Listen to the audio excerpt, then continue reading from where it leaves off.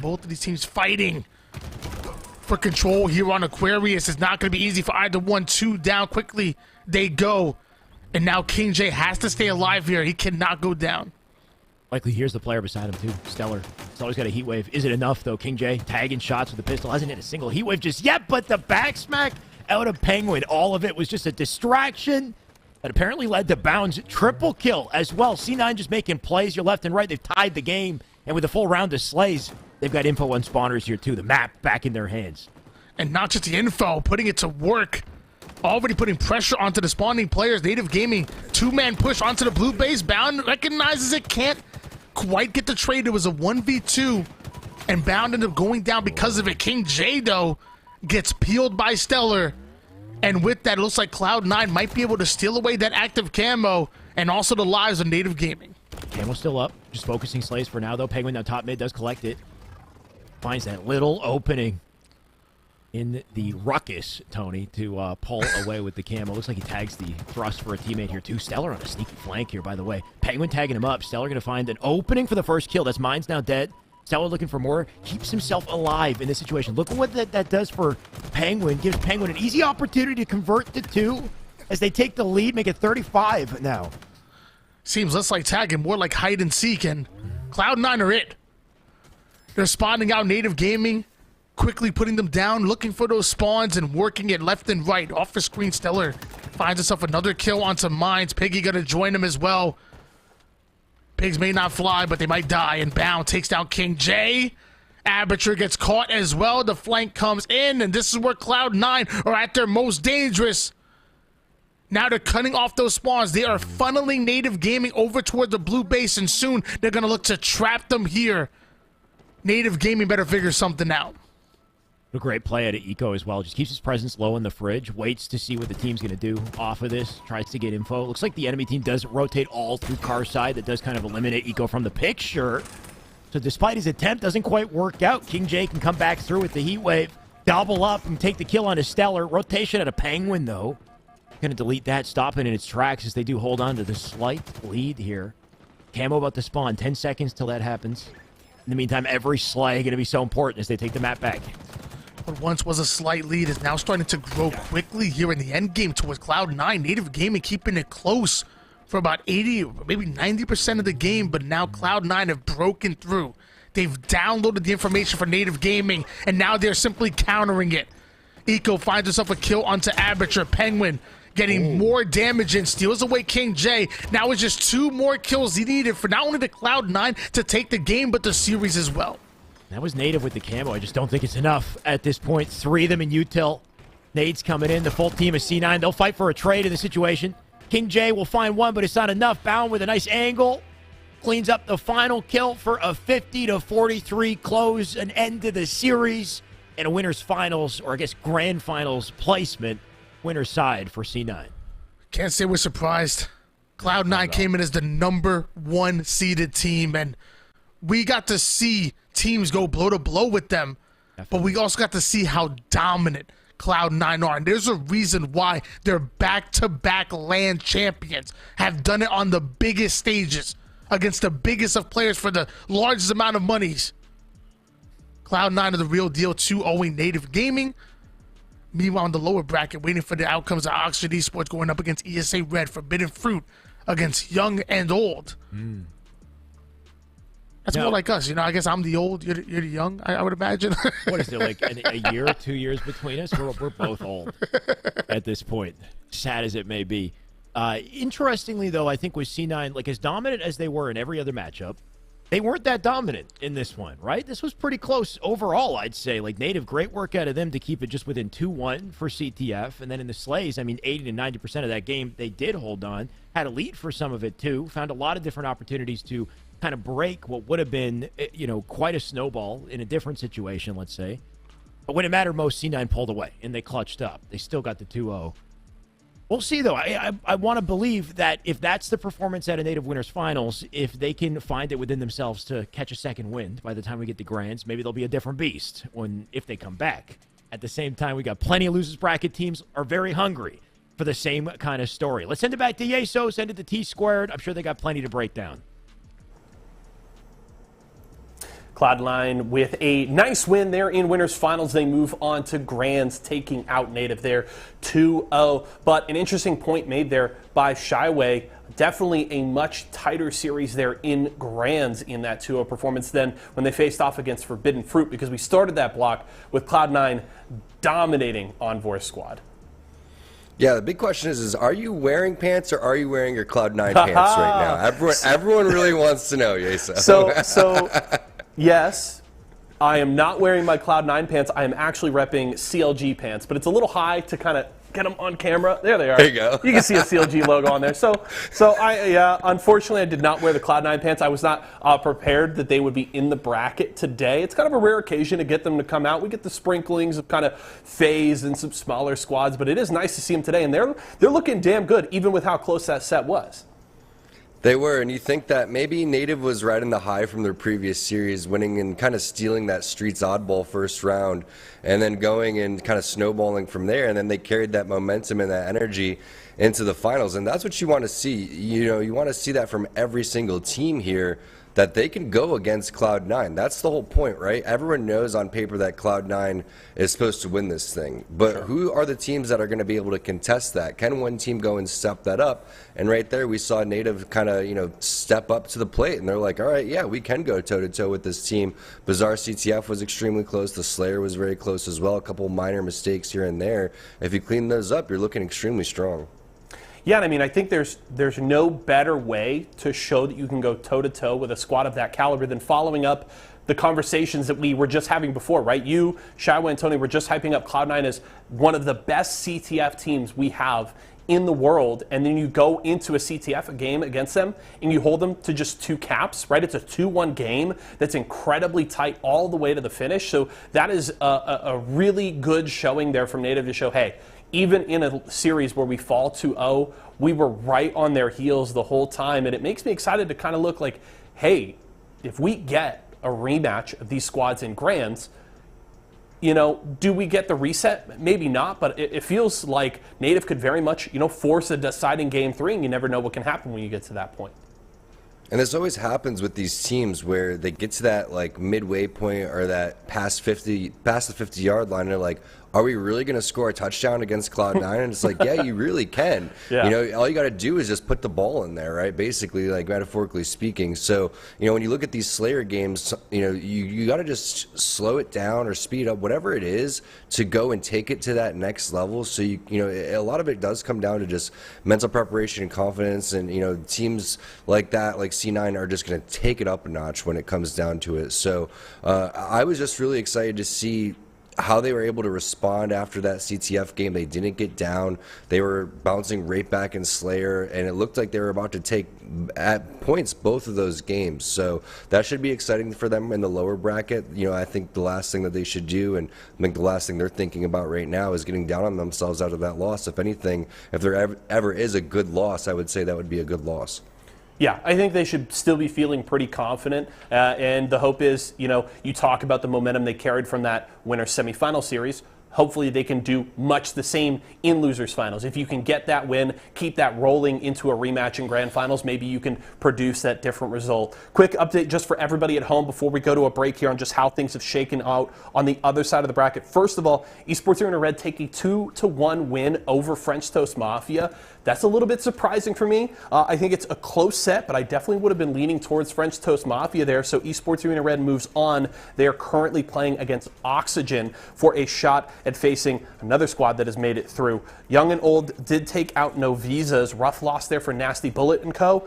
Then they fell to Forbidden Fruit. So Forbidden Fruit are waiting in loser semifinals right now for the result of that Oxygen ESA Red series. So that is what we will have coming up very, very soon here. I cannot wait for it. I know T-Squared here feels much the same. We're going to go to a quick break right now. When we come back, plenty more VIZIO Week action here for Series E Halo Infinite.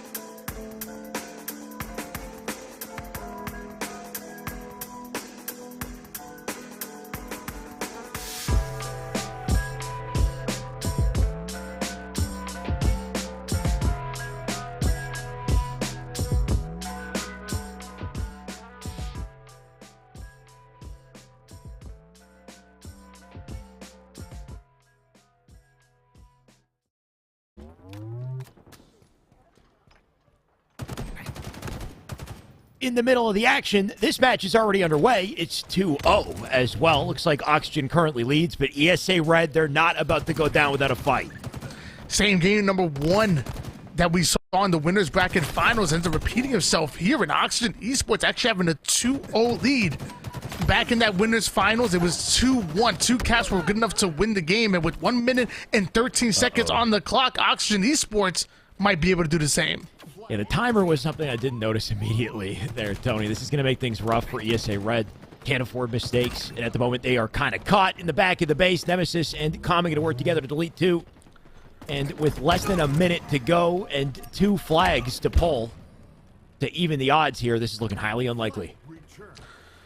It's going to be tough. We do see a flag that ends up getting pulled. Triton, ready for it, ends up taking down the only flag position player over toward the base, but ESA Red busting right through the palm tree side. They're not giving up. Shauna's going to try to grind this flag forward. They have to somehow cap this flag while also leaving a trailer behind who's going to be able to relay because there's only 27 seconds left. Even with 27 seconds, I'm not sure if they can make it to the other side. We'll see. He's got an escort to do it. I mean, when you've got somebody sitting in the opposite locker lighting you up, what do? He tries to grapple outright, will not survive. And his multiple drop on ESA Red, those seconds counting down. Getting kills on the way here. Nice little back smack out of Triton as they have no choice but to desperate out center. First game going to go to Oxygen. And we didn't get to see it, but it looks pretty damn good as far as slays.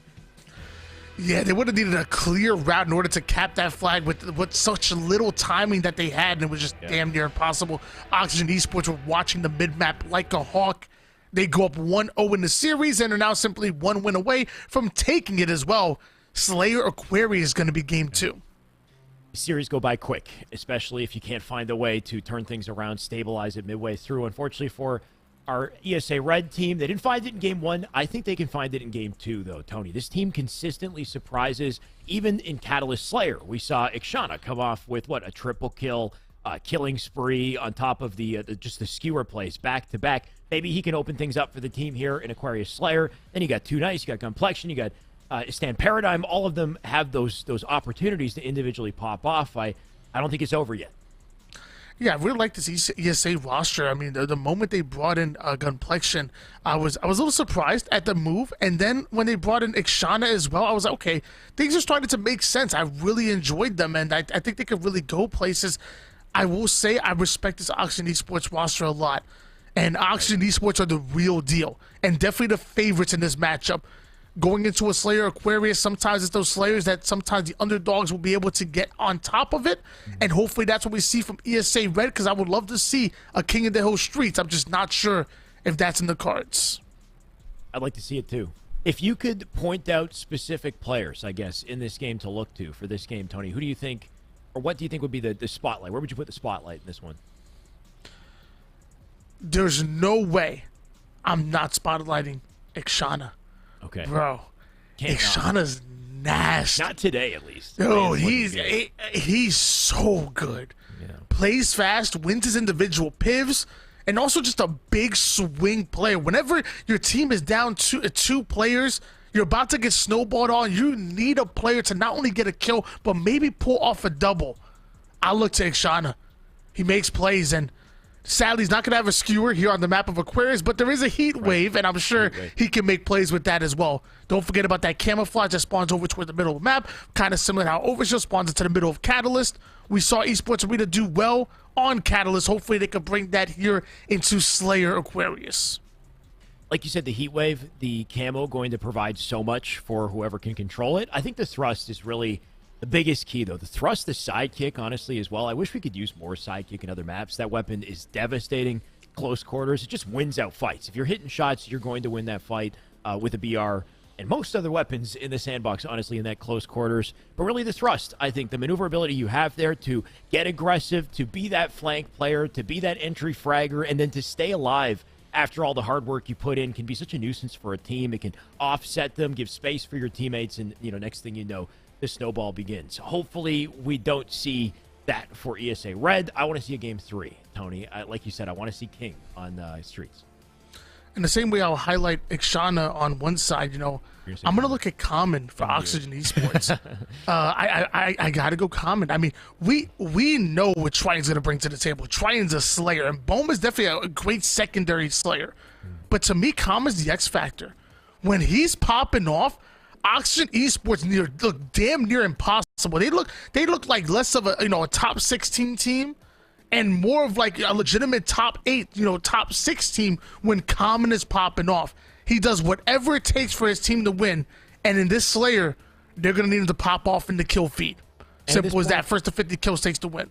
Yeah, and at this point, Common kind of serving as that veteran on the roster, right? The foundation of this team. He's been there since the inception for the most part, right? I think he's been around the longest, that's for sure. For the team? Mm-hmm. For the team, picked up a lot of experience as a result, and seems to know the ins and outs at this point. Like you said, if he's playing well, the team's looking damn good. I'm curious to see how Nemesis will perform in this one as well, though, right? Kind of jumping around different teams. We saw him on BBG, has played with Oxygen before. Now he's back on Oxygen. Maybe he can bring a new, flavor based off of what he's picked up on other teams back to this roster. Yeah, I'm excited to see Nemesis. Nemesis and Bohm had a really good stint in Halo 5. Bohm more towards those early years. Let me tell you, I guess he had one of the nastiest assault rifles in the game. Right? Yeah. Did Bohm.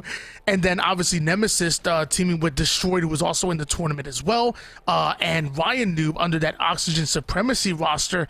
And they were able to find massive amounts of success as well. So this Oxygen Esports has been there, done that. I talked to Coach Trey Try, and like I mentioned earlier, he told me, and I agree with him, this is the best team that they've put in tournaments. This is the most capable team to make runs, even more capable than that early season 1 team. And I'm really excited to see what Oxygen Esports have in store for us. Yeah. But for me, it's less about, we know what their potential is. I talk about their potential all the time. At some point, it's like, okay, now we need to see execution. We saw you upset FaZe, for example, in pools back in the NA Super. That was great, but FaZe was struggling. I want to see them get a big win, and that's here against ESA Red. I also want to see them go up against Forbidden Fruit, who they're going to have to do if they win this round, and then take it to Native Gaming, who beat them out 2-1 in the winners bracket. Then I'll start really believing in this Oxygen Esports roster. I like them, but I want to truly believe, and they have to show it here. You're looking to see a great day out of the boys, for sure. And they put a ton of work in as well, right? Like a lot of potential there with that team. they're making an impact as far as like these big tournaments, like you said with the Super, but they're also putting in a lot of work in all the other tournaments like ESA, right? We see them every single week, time and time again. If they're here on Monday, they typically come in on the Friday, as well as that exhibition team, always ready to, find that extra competition, find the extra money if they can get it as well. Why not? But I think it really comes down to there's a dedication to the grind here, honing those skills, and something that we've seen pay off, I think, little by little as time goes by. It just seems like a matter of time, like you said, till they have that great day, and maybe today is it. Yeah, I mean, Coach said himself, he said, we aren't satisfied with our previous performance and aim to show what we are truly capable of with this upgraded roster, and expectations are high right now. And he also said, watch out for Triton. He makes some nutty plays. And I mean, ain't that the truth, man? Triton, if there's one player that's been standout in the Slays department consistently, I would say it's Triton. We've seen Nemesis pop off. We've seen Bone pop off. Damn it, we've seen Common pop off too. But Triton is just Mr. Consistent. You know what he's going to bring to the table, to game in and game out. It's Oxygen Esports versus ESA Red. One more win and they're advancing forward to play against Forbidden Fruit. Meanwhile, ESA Red are trying to desperately send us into a Game 3.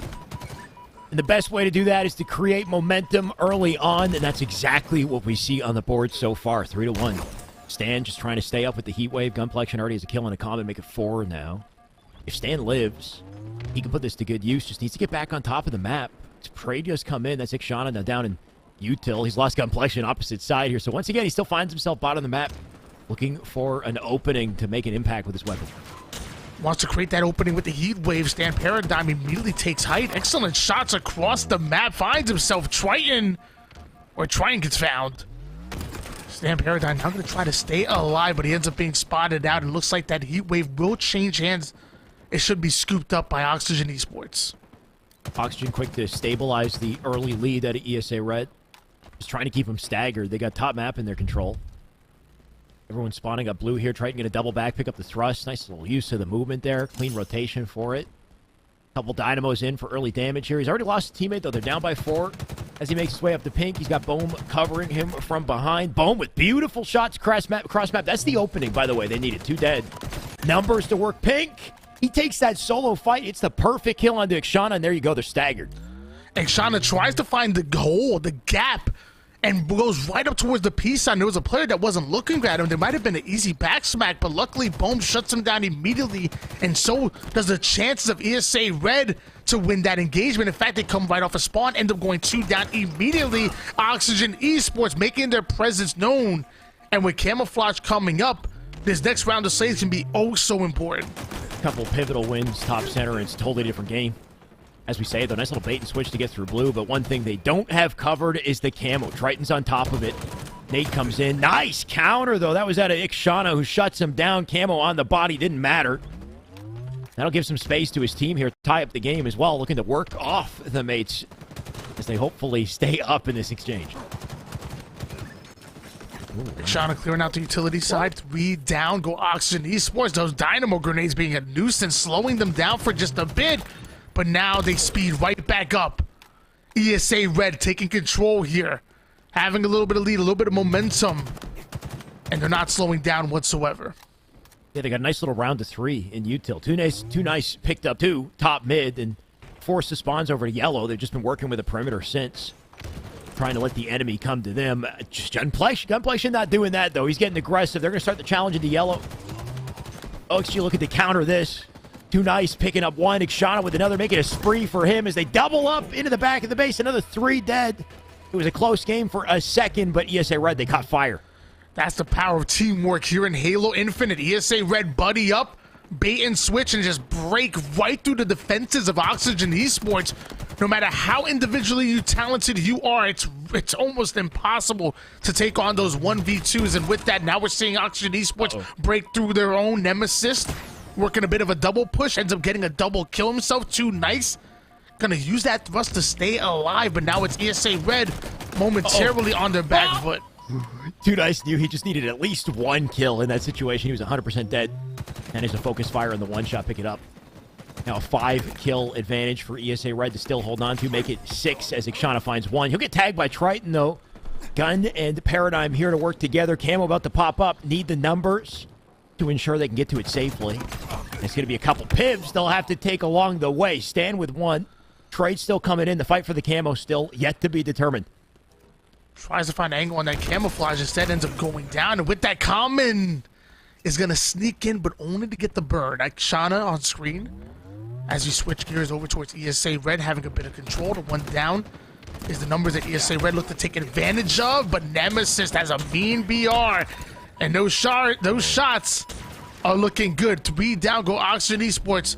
Nemesis ends up going down, and once again ESA Red take control and now have a double-digit lead. Too nice, 14-6. Heat wave in hands. Are we going to a game 3? It's a nice rotation and Too Nice, though. And we might, Tony, just to answer your question, if they can keep up this type of momentum. Too Nice, instead of going center map, he made sure to just go the full perimeter to pink side and just not allow himself to get flanked, get the coverage on top map. As I say it, though, it might not have worked out too well. Oxygen, they found a way to fight themselves out of that back corner. Now with 31 to work with, they flip the spawns. Now they have the info. If they can coordinate a strong collapse here, Tony, this could look like a very close game all of a sudden. I can't even fathom the fact that this is the same ESA Red roster that we saw in game 1. The end of that game number 1, they looked lifeless. Oh. But here, they are full of it. Wait. But as I say, that ESA Red go 3 down, so not much life to them. Stan gonna go down as well. Triton breaking through. Holding on to that heat wave. 10 kills right now. 11 deaths, but 6 assists to go along with it, so I'm not mad. Finds himself yet another one, but ESA Red bounced back immediately, finding the first, the second, and then the third. Oxygen Esports down to Common in their last life. ESA Red controlling the end game here on Aquarius. They're now 6 kills away from sending us to a game 3. OXG had them in a little spawn trap a second ago as well, but ESA Red, they continued to find clutch kills to just hold on to the lead that they had. It's only down by 4 now, though. That was a big double kill pickup by OXG. Triton now has the heat wave, the thrust, the camo, everything you need, and then a laser beam in the back there. ESA Red, they caught him on the rotate. He's not dead yet, but he might die in seconds. Nade's going off. Man's just trying to live, and it's all burning his camo time, all while it happens. Still a 4-kill advantage for ESA Red. If they play carefully, they can hold it. This next round of Slay is so important for Oxygen Esports. It's their chance. Make that 2 kills away from tying up the game. Oh, no. And with Nemesis finding 1, Ixana ends up going down. ESA Red are now 3 down, and we're tied up at 45 apiece. That player running into the wall. Not sure what was going on. Man's lost in the server, lost on Aquarius, and now ESA Red are trapped like rats, and they're looking to exterminate them. Here comes the boom. Oh, sorry, I meant boom. Boom coming in like a wrecking ball for sure. There it goes. That's Ixana then down.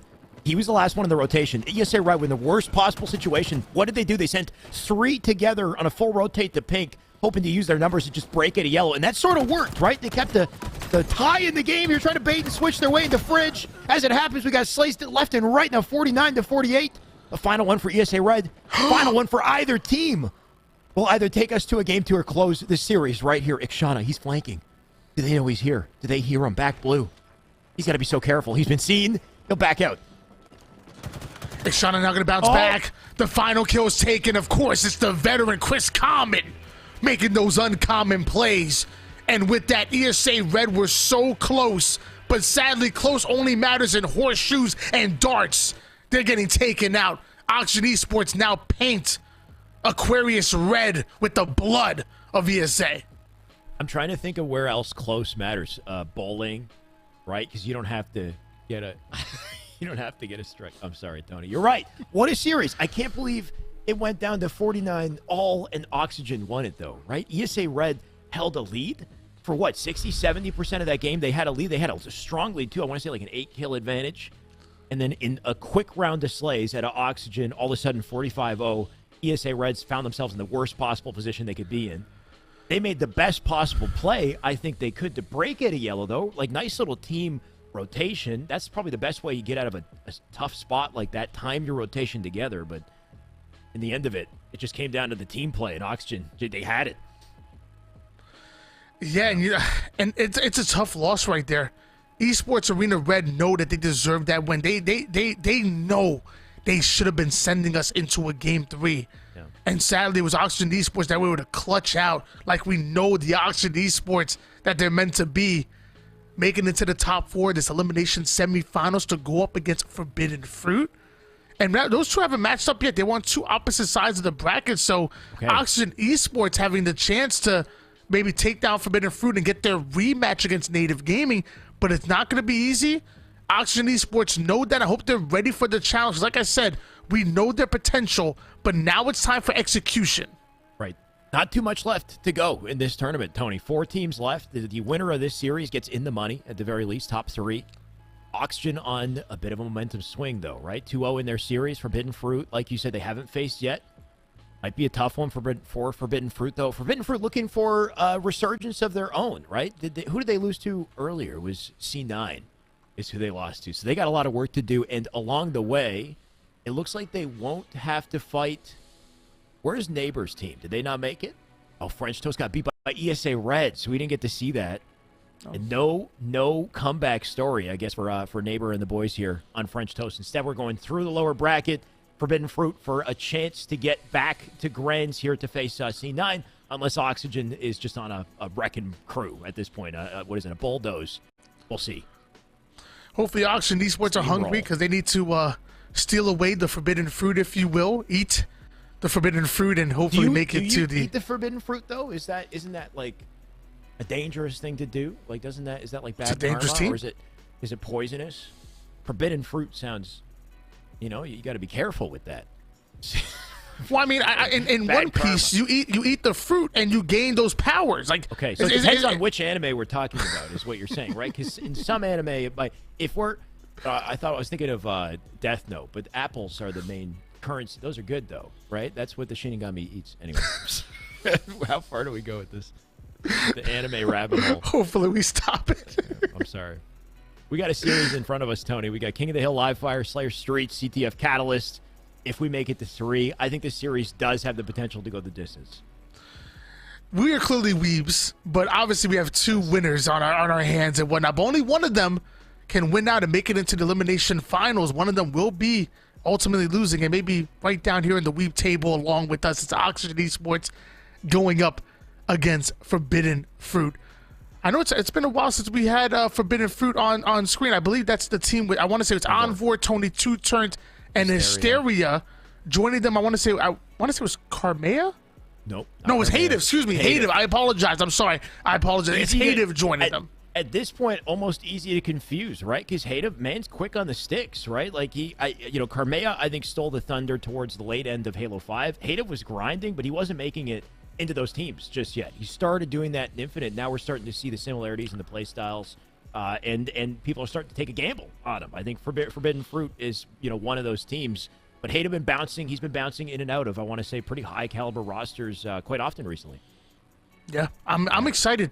I think this is a great test for both of these rosters. Oxygen Esports are trying to get onto this resurgence, trying to get back to what they once was early in the season. I think they are. I think they're on the right track.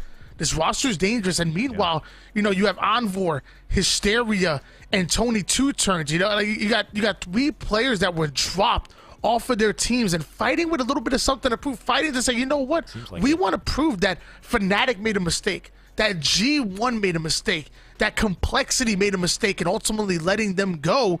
And with this roster together, they've been finding success, beating out Fnatic over in pool plays, which was great. I think they even qualified for the top 8 during the Open Series literally just yesterday. So they're finding success together, and I'm about it. Both of these teams having so much to prove in this best of 3 series. Game number 1 going to be King of the Hill. What are some of your keys to success when going to live fire? Just all about the rotations and setups on these hills. The first hill, you can set up in a pretty dominant fashion around it. If you win that opening strat, you can lock it down. But of course, the dilemma is, do you go for the OS? Do you send a player out for it? Do you hold on to the setup and just hope that they end up burning the OS by the time they get there and it's ineffective? Either way, if you get the lockdown, it's very hard to break it, right? The other team might have to think about getting the early rotation onto tower so that they can set up, for the C hill that follows. So it's really just coming down to, how quickly can you set up? And if that doesn't work out, how quickly can you get the rotation in and ensure that you have the early time on the next hill? Hopefully avoid yourself a 3-0 in this one. I think just based off of what we've seen, if one team does go up 3, it's almost impossible to turn things around, whether it's the timer against them or just the fact that they can't afford to make a single mistake on any of these setups when you got a mid-hill, which is just, wild. It's a frenzy out center. It can be very difficult when you have to play perfect Halo and they've got all the odds against you. When talking about this Forbidden Fruit roster, you mentioned Hative, and, when you look at the other three on their team, I would say, Hysteria, obviously been there, done that. Envor has found success with multiple different rosters, and even Tony Two turned it to an extent with G1. Hative, to me, is the X factor. Hative is the one that has to prove himself still here, because he's one of the newest names here in Halo Infinite. We obviously remember him from back in Halo 5, but not a household name just yet. I'm going to be looking at Hative for Forbidden Fruit to really step up his game and make a statement here in your Series E open night. A household name on Oxygen, though, I think for sure is Common, Tony. While Hative's trying to make a statement, Common looking to solidify his placement and his team's in this bracket. Looks like he slipped away with the OS, by the way. I think it was him and his teammate trying to get to it at the same time there. Unfortunately, Nemesis died for Common to live on a little longer. On board now with Oxygen Esports, having a sniper rifle in hands, watching that garage side like a hawk, but the information comes in that Forbidden Fruit are trying to break over toward the seaside. Body shot does connect, can't quite connect with the head, but Nemesis off the screen steals himself a double kill. There's one more player onto the tower side, not for long. Tony getting lined up and put down. That's a haircut that's cheap right there. It's free. 3 down, go Forbidden Fruit, and Oxygen Esports taking control of Hill 1. I don't know about you, Tony, but I don't like my haircut that short. Looks painful. And this is what we talked about with these setups in the hills, right? This hill is such a comfortable one once you're set up that you're forced to rotate. The issue is OXG was prepared for that rotation a little bit as well. Like, Common was waiting on cuts to slow them down. Nemesis now has a kill. They'll make the rotation over, but Oxygen still holding Snipe, and Triton still looking for faces back here. Bone clearing out the tower side, but there's too many players flying at him. Love the use of the repulse, but wasn't enough to keep him alive. And once again, Forbidden Fruit going 3 down. Oxygen Esports. They playing like they don't belong here in the elimination bracket. I don't know. And now Common bringing out his inner Walsh. Going to make use out of the Needler. Can't find the kill. And with that Forbidden Fruit, won't find the overshield. Nemesis finds himself a double, and now at this point, Forbidden Fruit are coming right off his spawn. Meanwhile, Oxygen Esports are eating 2 hills in a row. As powerful as that Needler is, Tony, I feel like there's always, like, every once in a while, there's a situation with the Needler where it just looks like the worst weapon in the game. Like, 2 players there, maybe it was like the aim assist couldn't decide who to track to, and he just got nothing, had to switch to BR. Bohm's getting something going with his BR, though, that's for sure. He's got a double, and that'll hopefully give Oxygen control of the hill once again. Forbidden Fruit fighting very hard to get back to it, though. 2 down go Oxygen Esports. Nemesis finds it. Do I sound like a broken record at this point? Nemesis has found himself 3 critical double kills, including the moment that Oxygen Esports end up going 2 down. Nemesis able to get himself a double kill, stabilizing the situation just a bit. Oxygen Esports now continuing to put points here in hill number 2. Forbidden Fruit find himself 3 down once again. And Forbidden Fruit now getting put in the blender to make the most delicious Forbidden Smoothie. Yeah, that's a fruit smoothie for sure. They have to give this up maybe at this rate. Common's already top tower. Triton's got the snipe. If you dare challenge him, they might find themselves in trouble. I think they're going to go for one last effort to push this. Or you know what? It's too little too late. That hill's captured. Over to 2. Forbidden Fruit with no opportunity to even rotate and set up for the A hill. And if they try to, Triton's got an answer. Triton's got an answer. But Forbidden Fruit has a Tony able to peel 1, finds himself a second one as well. There's one more player in the hill. Tony Two-Turn not scared to challenge, but a new challenger has appeared. And look at the awareness to repulse him back. Double back over toward the sandbag side. Tony not only alive, but kicking. Finally able to take him down, but love that life out of Tony. A difference maker here on Live Fire. Nice attempt out of him, too. If he managed to hit the repulse in the second player, could have kept them back, stayed alive. Been a pivotal player on the map to deny the OS there, too, but unfortunately didn't happen. OXG get away with the OS. Nemesis with the heat wave as well. Covers on that front A door. Teammate left-hand side. He's going for a rotate there with a little flank to just alleviate pressure for Nemesis. That'll open things up for Forbidden Fruit to rotate through outside past OS, and you can see Triton already predicting the rotation. How many times have we seen Triton and a sniper together on this map, Tony? I think there's a good reason for it. It's a match made in heaven, like milk and cookies. Triton and the sniper just simply belong together. And Oxygen Esports looking just deadly here in game number 1. About to put back-to-back-to-back kills. Forbidden Fruit have maybe time for one more break. Or with that, maybe they just choose to punt it and extend over towards the next zone, which is going to be so hard because it's so open. Nades start to fly. Triton finds himself one. Now going to try to work on Hysteria. Lines up the body shot. Finishes him off with the BR. Triton is so tough to deal with.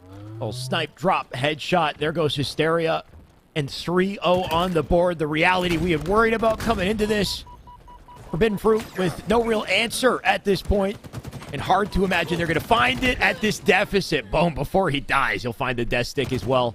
You got brawls going down at every corner of the map here. Trades left and right. Hatem going to come out on top of that one, but we need to see perfect Halo from these boys, and they just don't have breathing room to do it. You're talking about Forbidden Fruit not finding the answer. They're so confused, they don't know what the question is. Oxygen Esports, 3-0 right now. This is not the Forbidden Fruit that we've been seeing, not only in this tournament, but in weeks past. Yesterday, the Super, they're in trouble right now. Oxygen Esports are taking over, and I'm loving what I'm seeing out of them. Nemesis 18-9, 4 assists.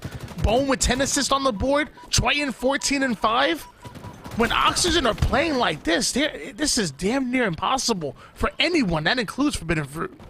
I mean, Nemesis and Triton, playmakers in this game, that's for sure, Tony. Every single snipe in the hands of Triton, I think that's a big bane. Part of the reason why Forbidden Fruit are struggling to get any form of a setup. But the coordination out of this team, now Triton's got a heat wave instead, right? They've always got something to worry about if you're on blue.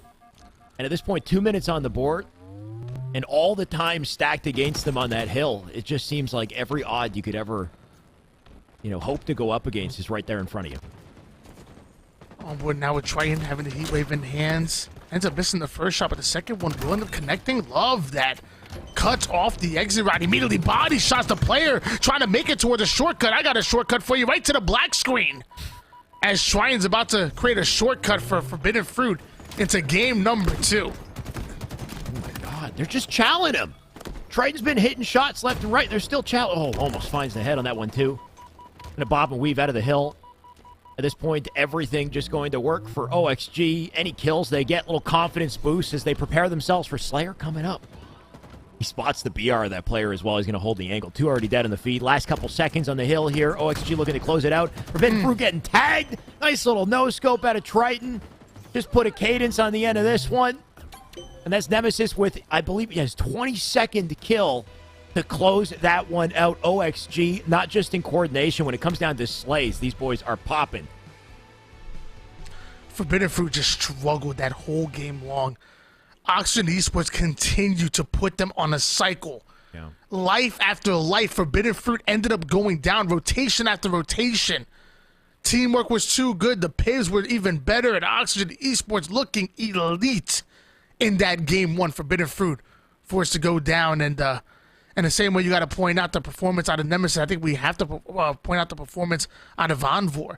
I don't want to put everything over towards the stats, but we can't deny the fact that they lost and got dominated. And Envor got dominated in the stat sheet, 5 and 16, 5 assists.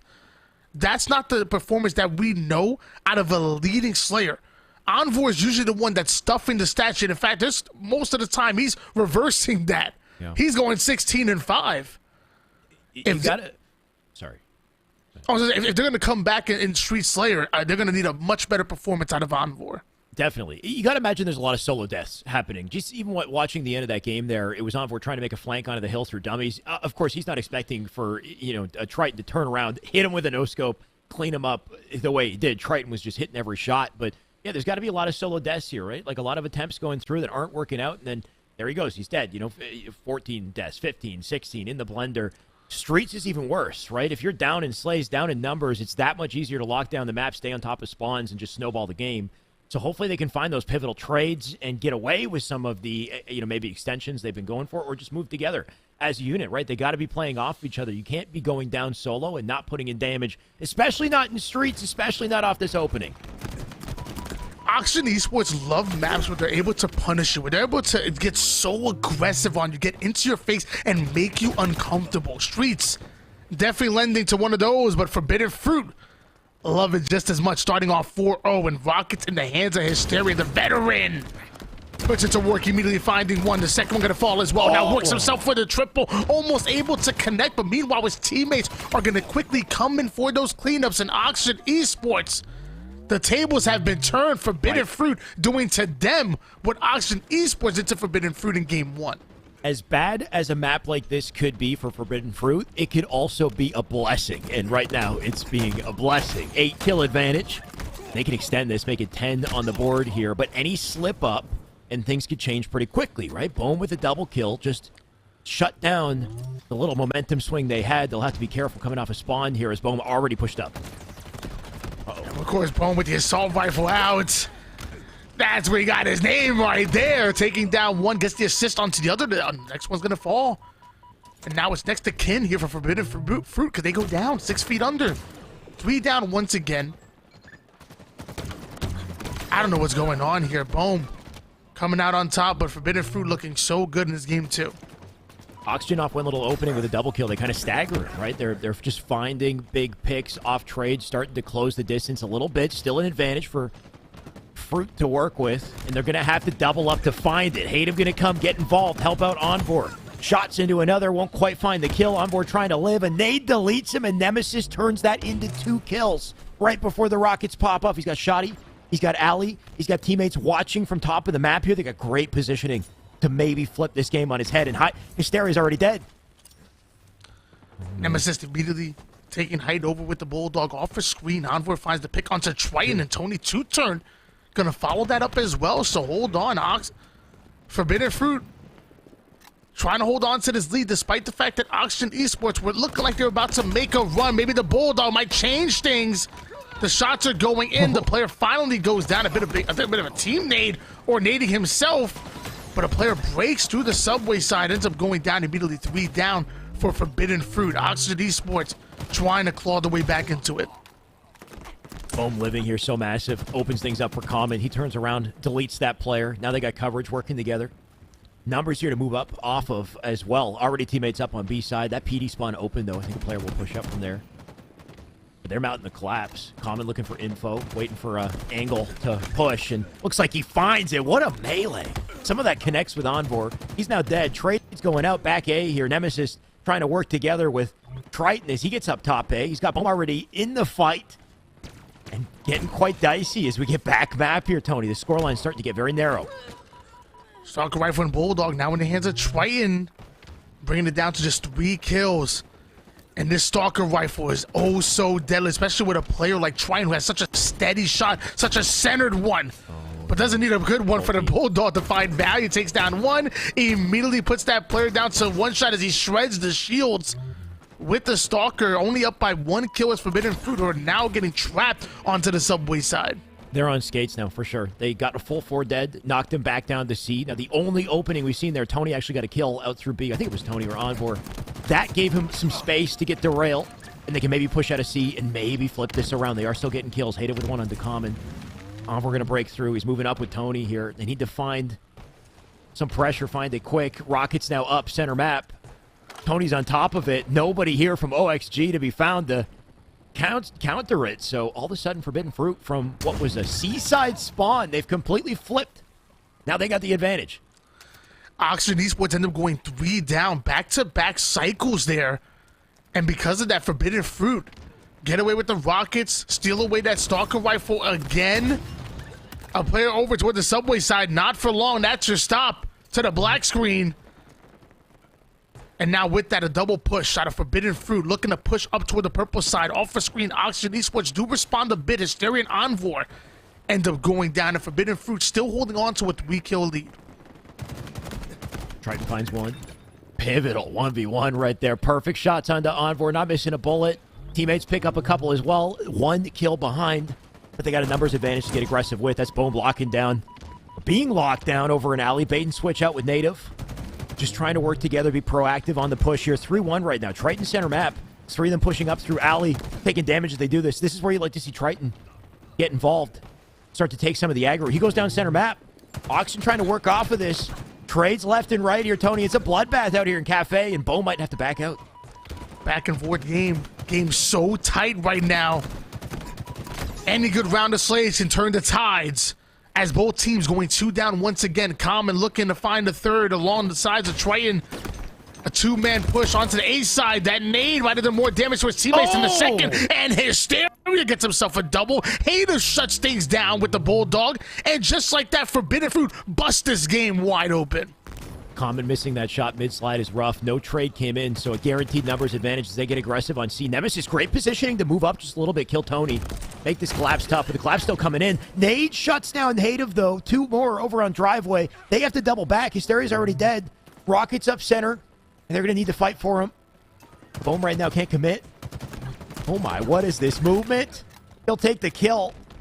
2 dead here for Forbidden Fruit as they try to desperate for Rockets. Forbidden Fruit were knocked down in game number 1, but they were not knocked out. Boom, able to take down Hysteria. The Bulldog comes in to go right after Tony. 2-turn on for the final player. Common deals with him quick.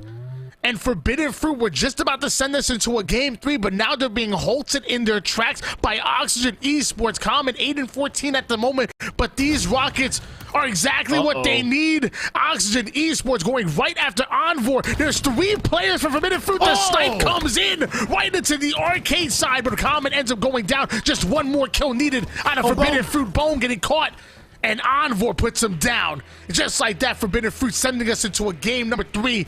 And he's tied 5-16 in game number 1. A 17-kill recovery out of Envor, out of Forbidden Fruit. That's exactly what they needed. You love to see that. He got the regain for sure. They stayed in this. That was looking rough for a second. Common pushing up on C there with Rockets could have ended the game. But Forbidden Fruit, they didn't stay there, right? They moved. They rotated, sent 3 as early as possible through driveway. Common, big brain on him to spot the rotation and then fire the rocket into the end of arcade, still get the kill. Though despite that, it wasn't enough. Bone was caught out front C. They still had remaining players to pick up the trades and hold on to the lead they had. But man, what an exchange at the end of that, Tony. And that sign of life that we saw at a Forbidden Fruit gives you some hope that, you know, coming into Catalyst, CTF, anything's possible. Especially with Catalyst. I think, you know, the meta's still being defined. Especially the way that the kind of the teamwork works on this one, holding hands, moving together. You can find a very different result in this that we saw in Live Fire. Going to that game number 2, I highlighted Envor. I you know, we pointed out that before to game number 1, they needed him to bounce back, and that they did.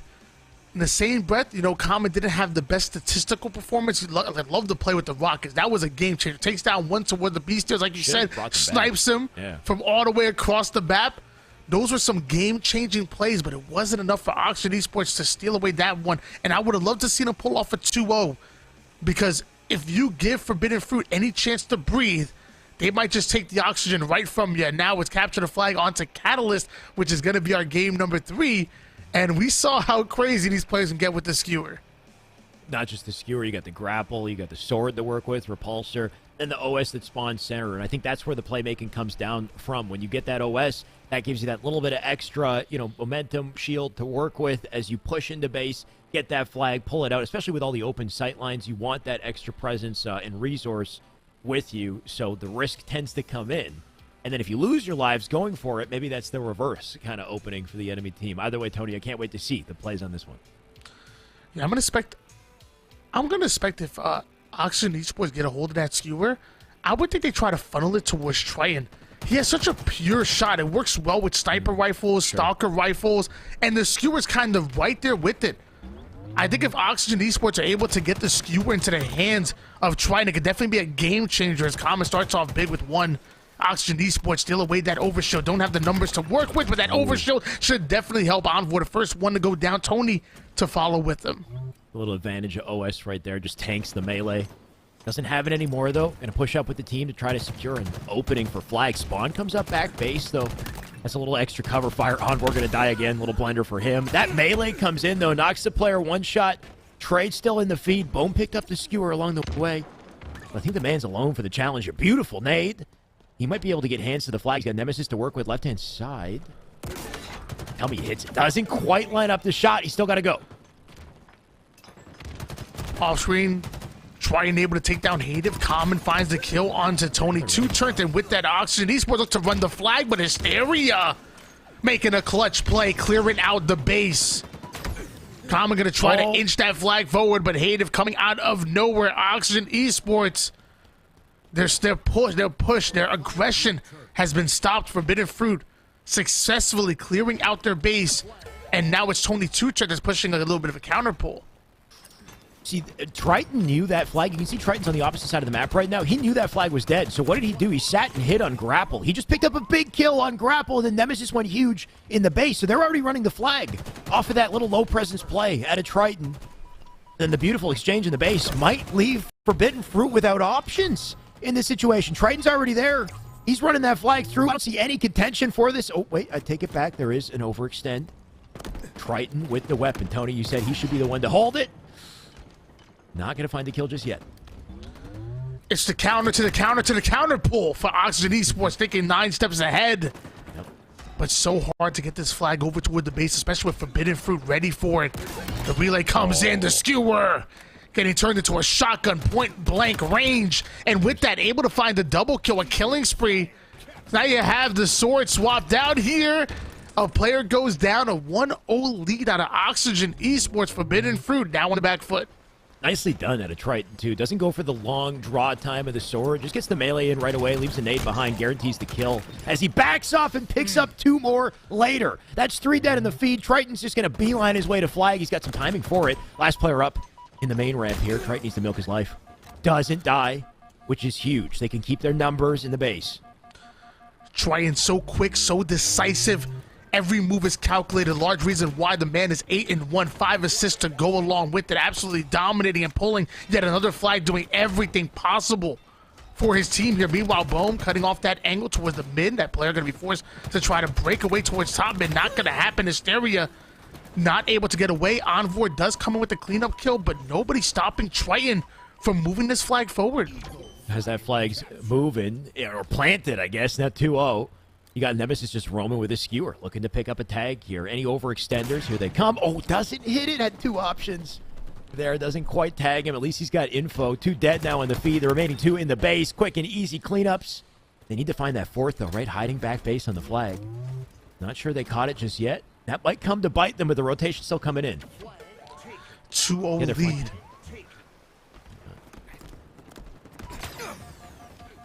2-0 lead on Oxygen Esports here. They're looking to get their rematch because Native Gaming finds himself another kill with that skewer. Common, though, with some denial grenades coming in. Overshield is coming up. And now Common has to try to find the Slay, but doesn't have the health to do it. Goes down to 1 shot.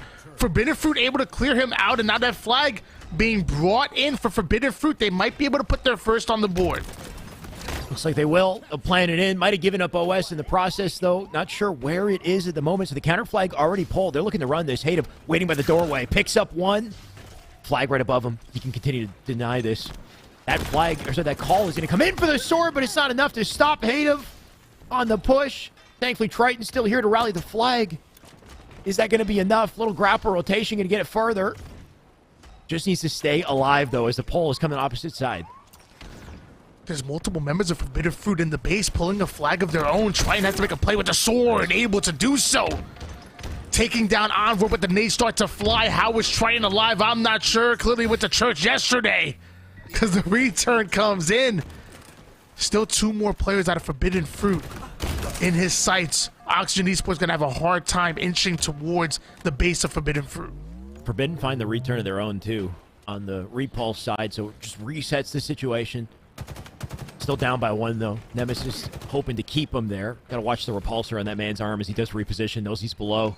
Just waiting for him to make a mistake. Looks like he might have... Did he die from Bohm? I think Bohm picked him off. Cross-map grapple side. That's going to open things up for Nemesis. They're going to work together. Back on the flag.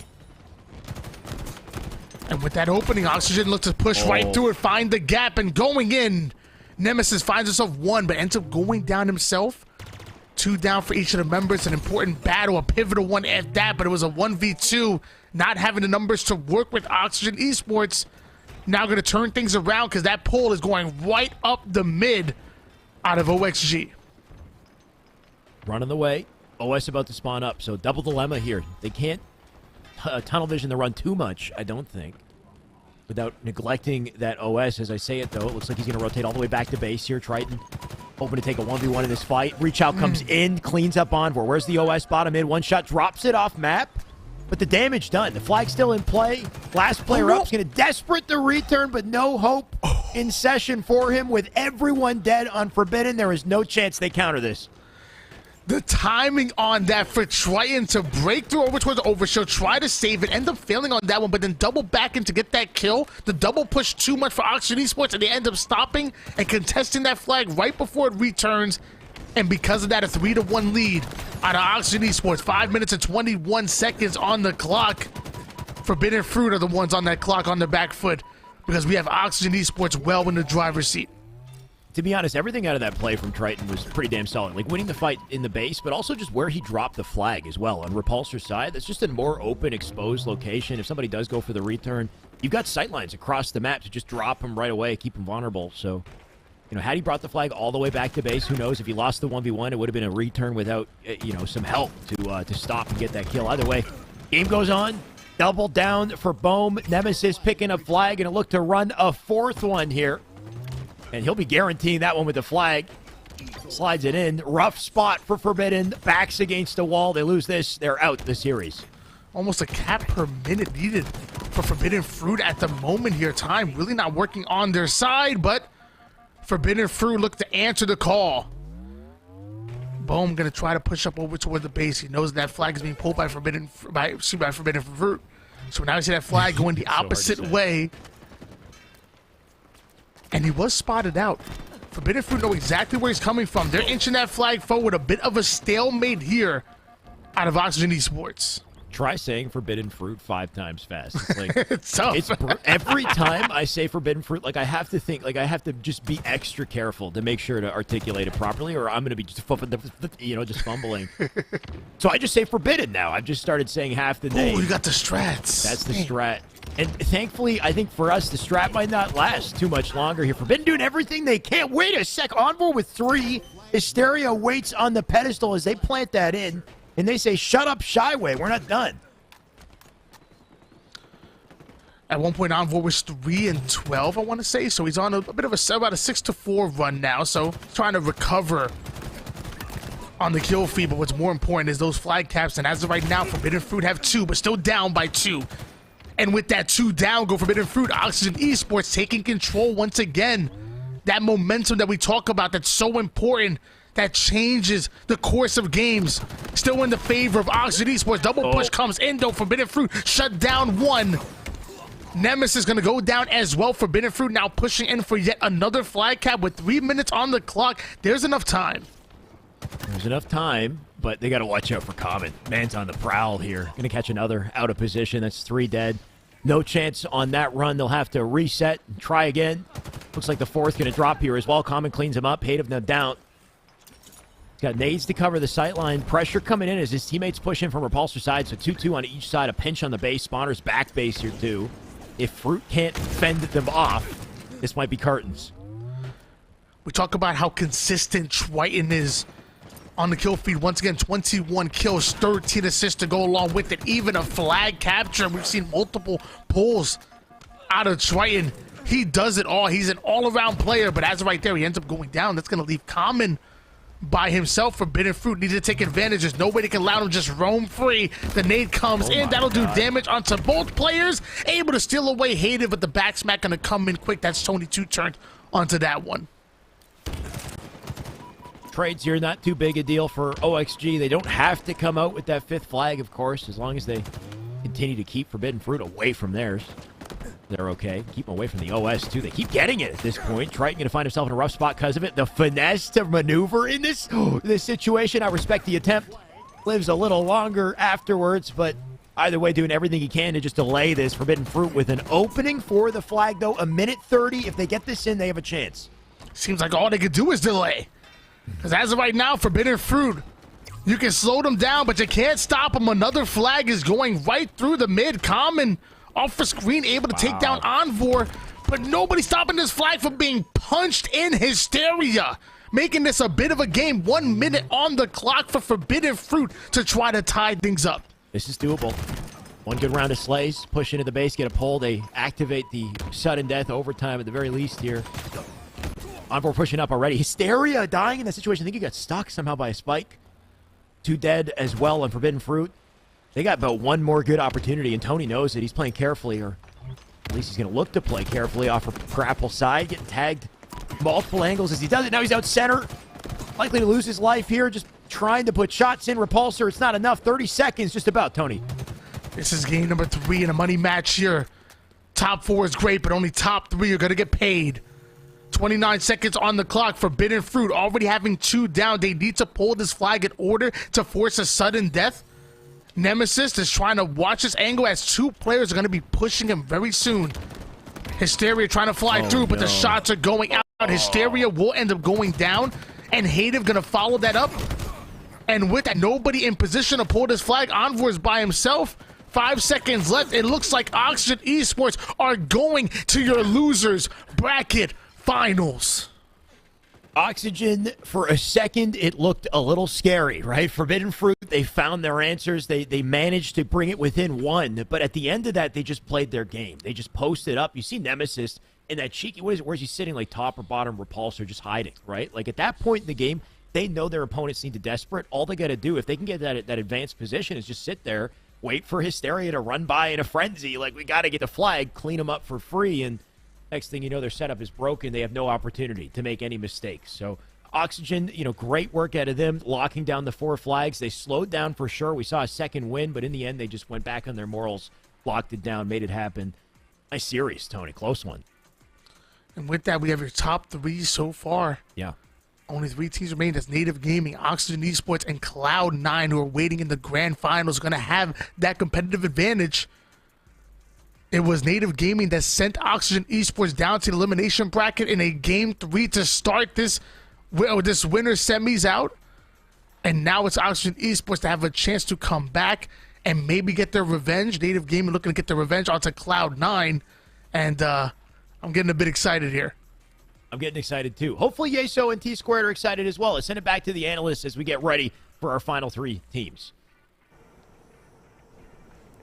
I think excited is a good way to put it there. We got a really damn good look there at Oxygen Esports in back-to-back sets. Pretty commanding win there against Esports ESA Red. And then we got an interesting kind of both sides of the coin finish to this last series because, of course, Game 2, Forbidden Fruit, in a confident lead late in the game. Oxygen bring it really close at the end, and Forbidden Fruit able to hold on and grab the win. Then we go to Game 3, and it's the opposite. Oxygen going late in the game, up 4-1. Look like they're just going to be able to clean up and finish off the game, but a late push from Forbidden Fruit keeps it close, but Oxygen hold on, and now they earn a huge rematch here against Native in the losers finals. Tom, what stood out the most for you from Oxygen in those last 2 series?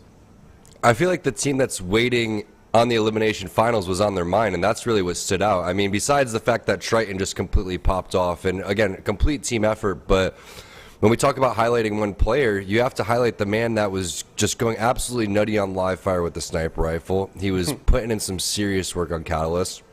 And in terms of the slaying department, that's always going to be the most talked about player. That's why no one wants to run the flag, right? Everyone wants to get all the kills and be the lead in the stats. But when you look at the lead slayers, Tony was highlighting Envor, he had a great game too, right? But not the best game number 1 and 3. But yet Triton was highlighted, and we're going to highlight him in game number 1 and 3 because he really stood out in terms of what he was able to do. A lot of times it's getting in the right position, executing, but your teammates have to kind of fall into suit and create those opportunities for you. I couldn't agree more, and now it sets up this interesting storyline because if you go back to winners semifinals, of course, Native and Oxygen faced off there. That was a very tight series that went a full 3 games, and Native took the 2-1 win. They then rolled that into a strong but ultimately disappointing performance there against Cloud9, falling 0-2. So now you've got Oxygen. They're the team carrying the momentum, right? They just played 2 strong series against 2 solid teams. They're coming in hot. Native sitting maybe a little bit here. They've been waiting to find out who's going to come out of the rest of this losers bracket. And Native was that team that led that momentum into winners finals and did good things with it. The question is Oxygen going to be able to do the same thing here in this rematch? That's a good question, and that's what we're gonna, that's what it's all about. We're gonna get a chance to see it, and that's what makes Halo so exciting. So, can they? Of course they can, because of the way that they're playing right now. Will they? It remains to be seen if Native's gonna let them do that. And there's a reason that they were able to win. They were able to get into certain situations that they shouldn't have. They were able to win games maybe that they shouldn't have in rounds that gave them confidence going forward. And now we're going to see, hopefully, another great series that goes to 3 games, because that's what Halo's all about, just like we saw right there. A lot of fight in these teams. They play for so long, they practice for so long, only to play, 3 games on a day like today, 5 games in major tournaments. It's just not enough to really prove yourself. So you have to, go balls to the wall in that opportunity that you have. I agree with you there, and I'll put my prediction on the line here first. I was on the Native train the first time around, but with how tight that series was, and the fact that Oxygen gets that opportunity to carry the momentum, they don't come into this set cold. They're feeling really good after these last 2 wins. I'm actually on the Oxygen train this time around. I'm going to flip from my winners semis prediction. T-Squared, where do you stand on that? I'm not going sailing with you, man. You jump ship immediately. Like zero shot we're ever going sailing together. Come on. What a sellout. I'm sticking with what I went with before. I'm going Oxygen, and I'm pissed you're changing on me. Okay. You know what? Hey, I think it's going to be a tight set for me. It's really just the shifting in that dynamic, right? Native, they're sitting for a little bit. They're coming off of that loss to Cloud9. Oxygen's coming in hot. That's all. I'm just picking the hot hand here, and maybe that's a cop-out. Yeah, watch out, dude. He's taking all the life jackets when he jumps off the ship. You guys are going to be drowning. Yep. Good luck. Before we go to a break here and get ready, of course, for Losers Finals, I do want to tell the folks at home about a little something new we're doing at Esports Arena locations all across the country, and it's called PvE. Now, we know some of you folks, you want to come in, you want to grind a big old Halo bracket and win a big prize against top teams. That's awesome. But some folks, they want esports competition in a little bit more bite-sized pieces, and PvE provides just that. Tom, you can go to your local esports arena today. All you got to do, purchase some tokens, and you can enter in one of multiple leaderboards, put up your best scores, and you can win cash every single week. We have got thousands of dollars on the line across competitions in a bunch of different games. If you like shooters, we've got Halo Infinite, Apex Legends, and more, even a little bit of Aim Labs. We've got Guilty Gear Strive, Super Mario Kart. We've got Smash Brothers Ultimate Home Run Derby. Plenty of stuff. We're changing it every single week. So you can go out to your local esports arena today. You can use exclamation point locations in Twitch chat right now to find your local esports arena. You can go out, compete, show your stuff, and keep track of your scores on our leaderboard streams on YouTube 24/7. If you can beat Jack here in Aim Labs, maybe you can win some cash every single week. So go out, compete in PvE today, and win some cash. You could stack some change like T-Squared used to do back in the day with the old roster. He knows how it's done. Making more than your pops. All right. Are we going to a break, or we have a set? Oh, we've got the set ready to go. Okay, so Tom is on the Oxygen train. I have joined him on there with all the life jackets with me. Let's see where our friends Why Not and Shyway stand.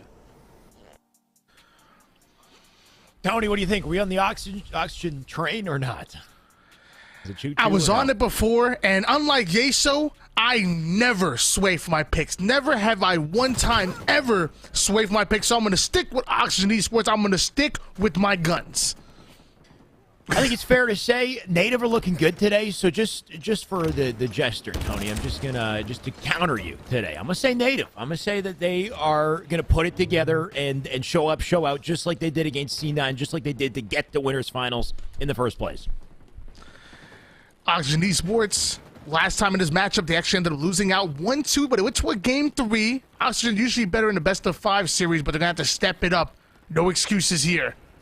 Nemesis getting right behind enemy line. Sidekick is out. Ends up finding some good damage onto one beautiful shot, taking down his former teammate in Aperture. And now getting more value out of the Sidekick. Trades out one, gets himself another one, continues to go, making use of the sandbox a lot of Doom. Just letting us know why this weapon is so important in this section of the map. You can't neglect the sandbox in this game. Some people think, of course, it's maybe some guns are kind of cheesy or you don't feel like it's skillful. Like, you got to use it. At the end of the day, the best players are going to take advantage of every little resource they can. And you see the results of this. This flag now out. Bottom center, Nemesis looking to continue to clean up everyone who's around it. Look at the work with the sidekick in that situation as he melts the man for the double. I got my pen and pad. I need to take some notes here. Nemesis showing us how to really use that sidekick, and now Boom getting value out of the camouflage. Oxygen Esports taking over here in the early game. Native find himself 2 down, also find himself down 0-1 in this game because Oxygen punched one in. Nice early flag at OXG.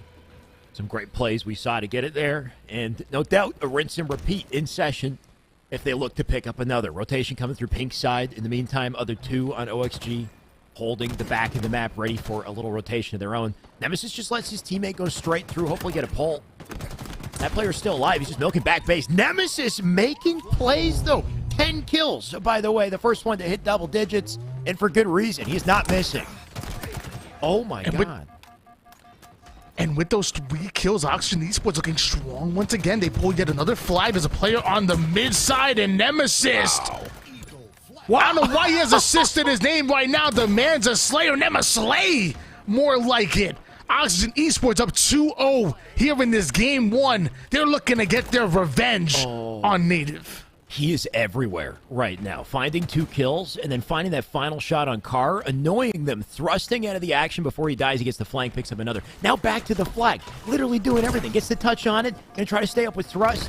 Another important reason why thrust is so pivotal to collect in this game, just how much survivability he got off of that. Now sitting with 15 kills as the flag is still in play. Something tells me that Nemesis is a fan of Aquarius, but I don't know. After going 4 down, Native Gaming ended up pulling one of their own.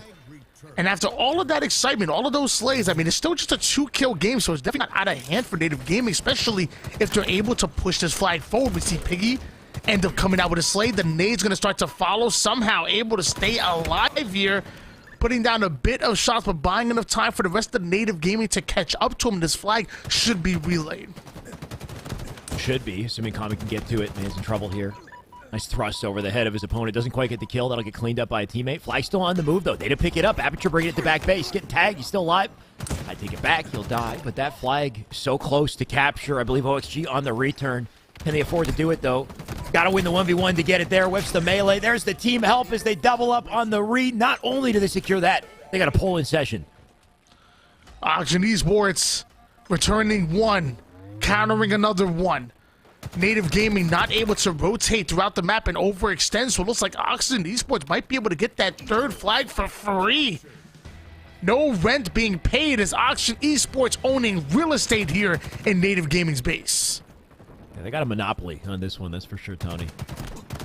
Just buying up all the train stations here. Every corner of the map locked down. One player, Fridge, just trying to stay up, be a turret, but you've already got players up on top pink who can draw his attention. Nemesis, the survivability out of him once again to be one shot and still be in fights, still be getting involved. Finds another for the killing spree. Cross to Fridge. Common tries to pick up on the damage. King J, he'll slide in, he'll get the return, but man, our Native not ready for this level of pressure. 21, what the heck? Look at the scoreboard. 21 kills out of Nemesis. Meanwhile, the opposition have, what, 31 as a unit? Nobody Nemesis has anywhere near Nemesis kills. That's what I'm saying. You're talking about 30, I think 31 kills as a unit come out of Native Gaming. Nemesis almost outslaying the enemy team by himself, and a large reason why Oxygen Esports have this 3-0 lead. Native Gaming gonna lose out on the camouflage. Oxygen Esports gaining control, and it makes you wonder, I mean, how the hell did Native Gaming beat them to begin with in the winners bracket? Oh, maybe they didn't have Nemesis in the winners bracket. Looking like They a did? different...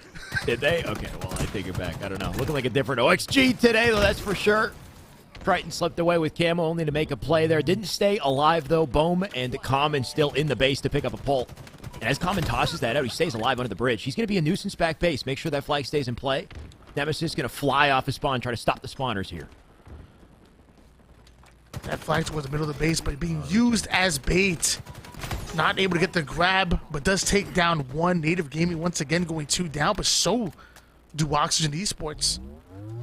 With that trying to immediately taking control on the car side. Native Gaming not having any top control whatsoever. And of course, Bohm just ratting it out. Good God.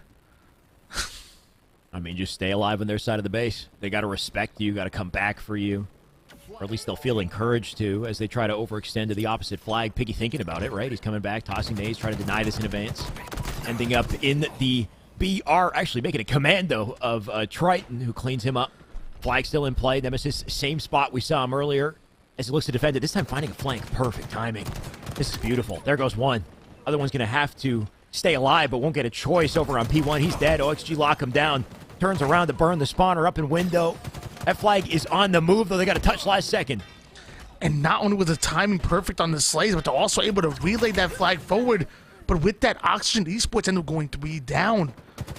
Common having to play this near perfect. Ends up isolating one. That's a perfect kill onto him. Now going to wrap over towards the car side. He knows he can put pressure. His teammates should be able to rotate this flag in, but the flag carrier ends up going down. Boom. Looks to challenge, gets himself an assist.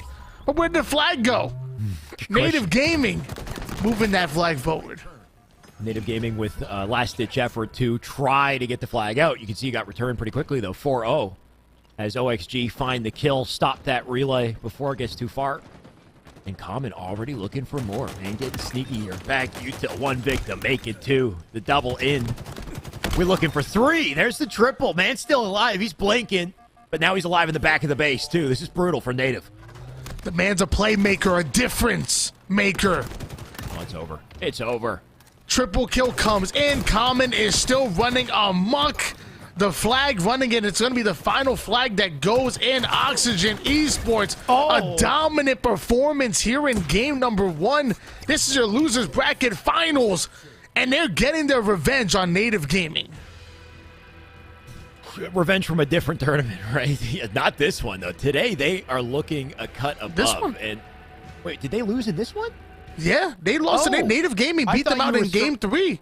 Oh, okay. Well, I don't know what happened. You know what? I think T-Squared said it earlier. Sometimes the losers bracket is like a good thing for a team. They regain. They find their chemistry. They come back, and OXG looking like a different beast. And, maybe that's also just Nemesis popping off. Like, maybe Aquarius is his map because the dude had, 22 kills? By the time that everyone else in the lobby hit the double-digit mark, the dude already had over 20. Wild, right? Every single play he made was looking flawless, and that opened things up for the first 3 flags. Easy. Yeah, the whole team was just getting rotated on and getting cycled. I mean, there was, 10-19, 10-22, maybe 11-23 performance, and there was no life coming out of Native Gaming, and if you're getting slayed like that, there's no chance that you're going to be able to cap. Forget winning the game. I'm talking about capping a flag. I'm talking about just having any kind of presence on the map. When you're getting slayed out like that, you have no map control. There's literally nothing you can do. I don't care how objective efficient you are, you cannot get slayed like we saw Native Gaming. Oxygen Esports end up taking game number 1, and now we move to Slayer on Catalyst for our game 2. You're going to want to look to see if Nemesis can keep up that type of slaying efficiency we saw in Aquarius in Catalyst. I don't think it's going to be as easy. I think Catalyst a little bit of a different beast. It's going to be harder to kind of find that that opportunity to pull away. You don't have a thrust to stay alive in the same degree. There's a grapple, there's a repulsor. Could maybe create something similar. But we're looking to the sword. We're looking to the skewer, I think, is the biggest impact on the flow of the game. When this team moves together, having those corners locked down with a sword, that's a game changer, and Nemesis, he knows it. Oxygen Esports starting off grabbing that sword immediately. I love prioritizing these power weapons and how quick were they able to get, and how quick was Nemesis able to come out with the flank, taking down one, and right behind enemy lines he goes. Damage onto another. Piggy ends up stealing a double kill. A great start from Oxygen Esports, but an even better one out of Native Gaming. Looking okay for Native so far. King J coming out with the skewer. Can make some plays with this, extend the lead. Just needs to find an opening for it. He definitely hears that player down below. Does he go for it, though? One in the base. Ooh, doesn't snap and hit it. Gonna try to double back, work with the team for that extension grapple. I think it was Triton. He's already dead on the feet. Piggy tagging one out on base. They're going to push up on the base, get aggressive. You're Native with the numbers advantage. They can convert this into more. But it's 7 now on the board. A double for King. King J not... Oh, the player behind him on grapple. Triton might be able to disrupt this. Great play out of King J, but Oxygen Esports are able to answer back here. Triton gonna try to grind forward. Notices a player in front of him. The nades go in. Grapple sword, not gonna be enough to get Piggy that kill on that one. So now a sword and skewer combination so hard to work with. he not only needs to take care of it, but needs to get value out of at least one of these weapons. Native Gaming look like they want to come back. Native Gaming look like they want to send us to a game 3. Just one kill between the teams. Anything can happen. So far, at least. Boom finds one on Piggy. Repulse the nade. Try to keep the damage off him. Slays left and right, though, right? Just a bloodbath at this point. They're all close together, all trading blows. Things will start to slow down as they hold hands once again, start to rotate together. You can see Native is already on that train. They're all, what's left of them, all on grapple side. This will come down to the fight for the OS. Honestly, Native at advantageous position on grapple with the angle. Unless Common and team comes in with a pinch. Look at this out of Oxygen. It's a little distraction at a Triton as the team tries to push. Is it enough, though? Love the pinch out of Oxygen Esports, but Native Gaming end up countering it, and with that, they get all the resources. I believe they were able to wait that overshield. I know King J has a grapple and sword, a great combination, and now they also know where the spawners are coming in. Piggy finding himself onto Boom. You see King J start to fly forward. Multiple members of Oxygen Esports now stuck in a non-advantageous position. Native Gaming are looking to keep that pressure going.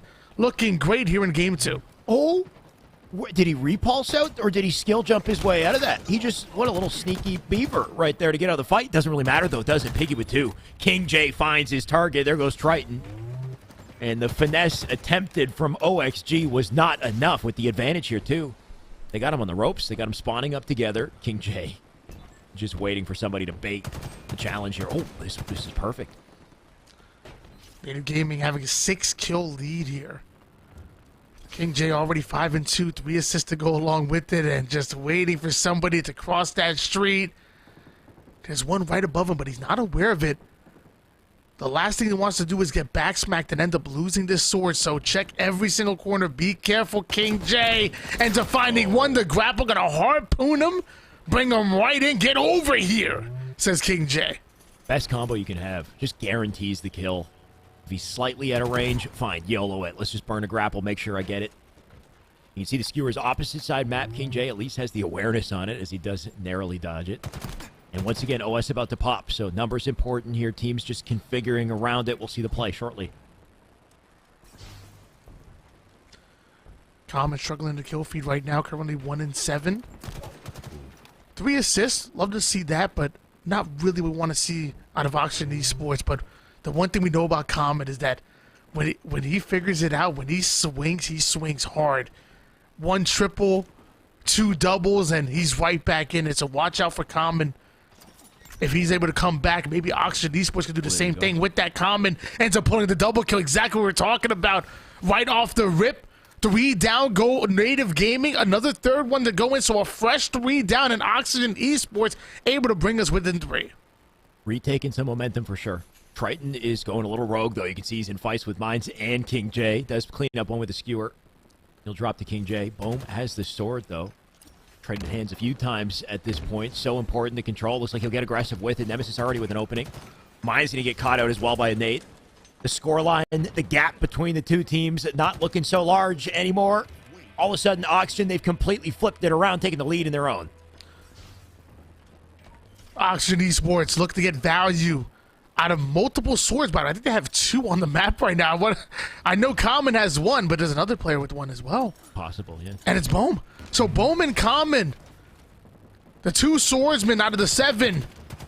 3 members of Native Gaming end up getting stuck, but Aperture going to try to break out, takes down Train. The sword comes in out of Boom.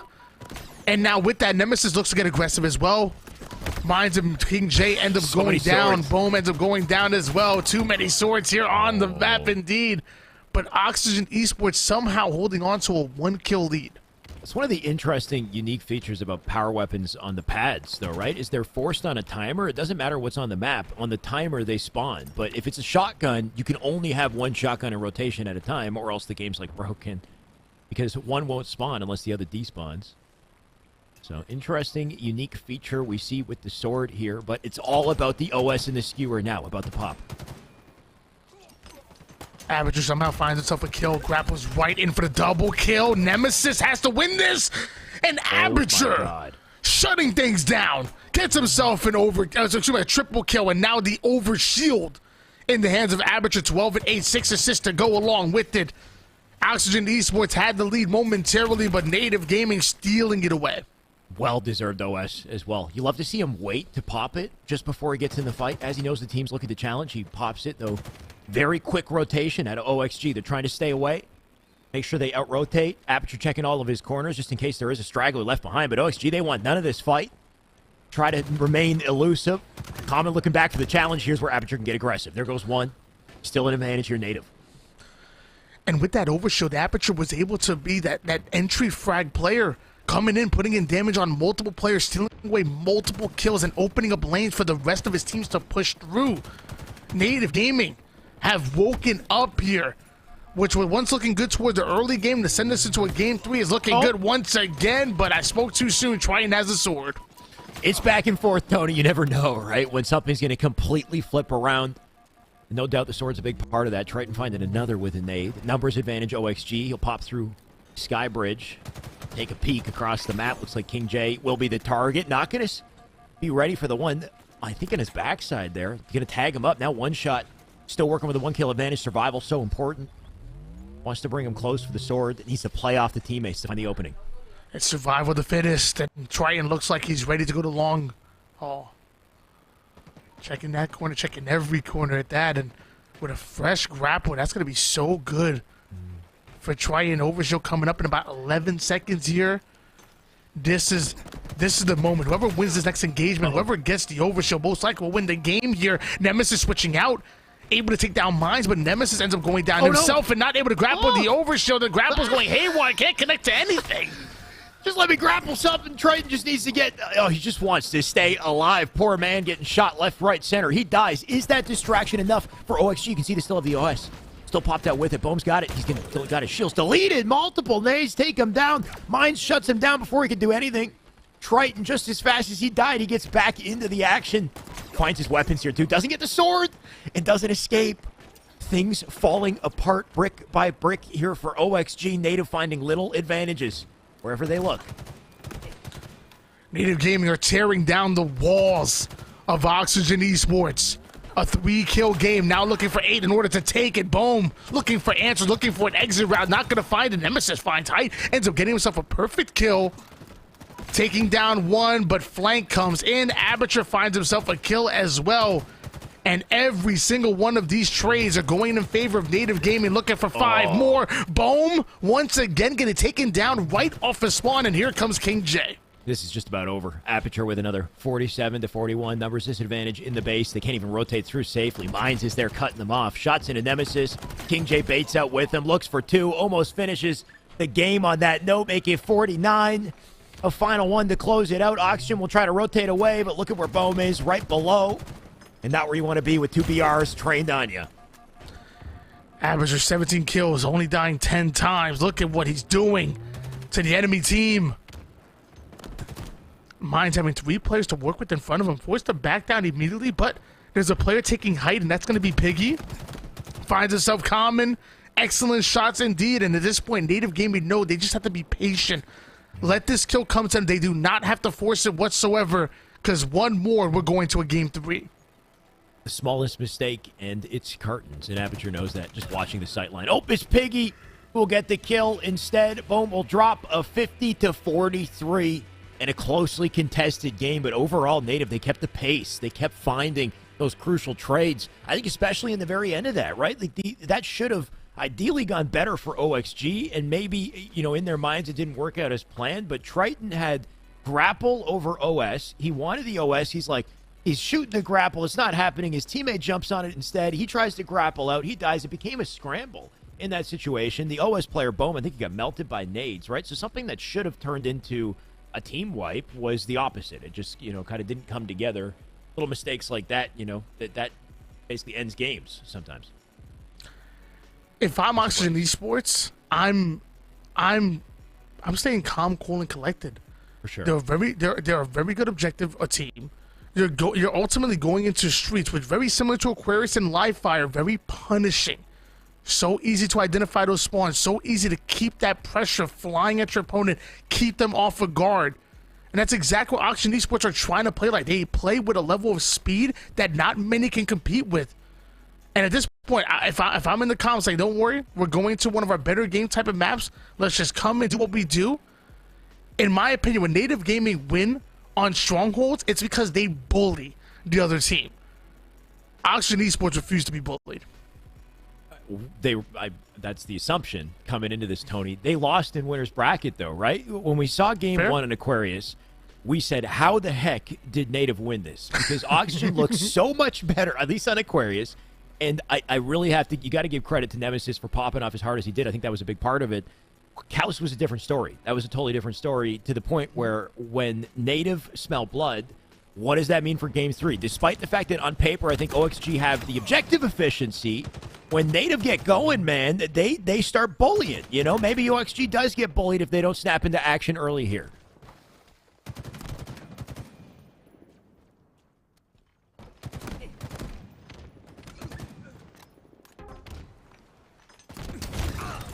Tony, missing the action, my guy.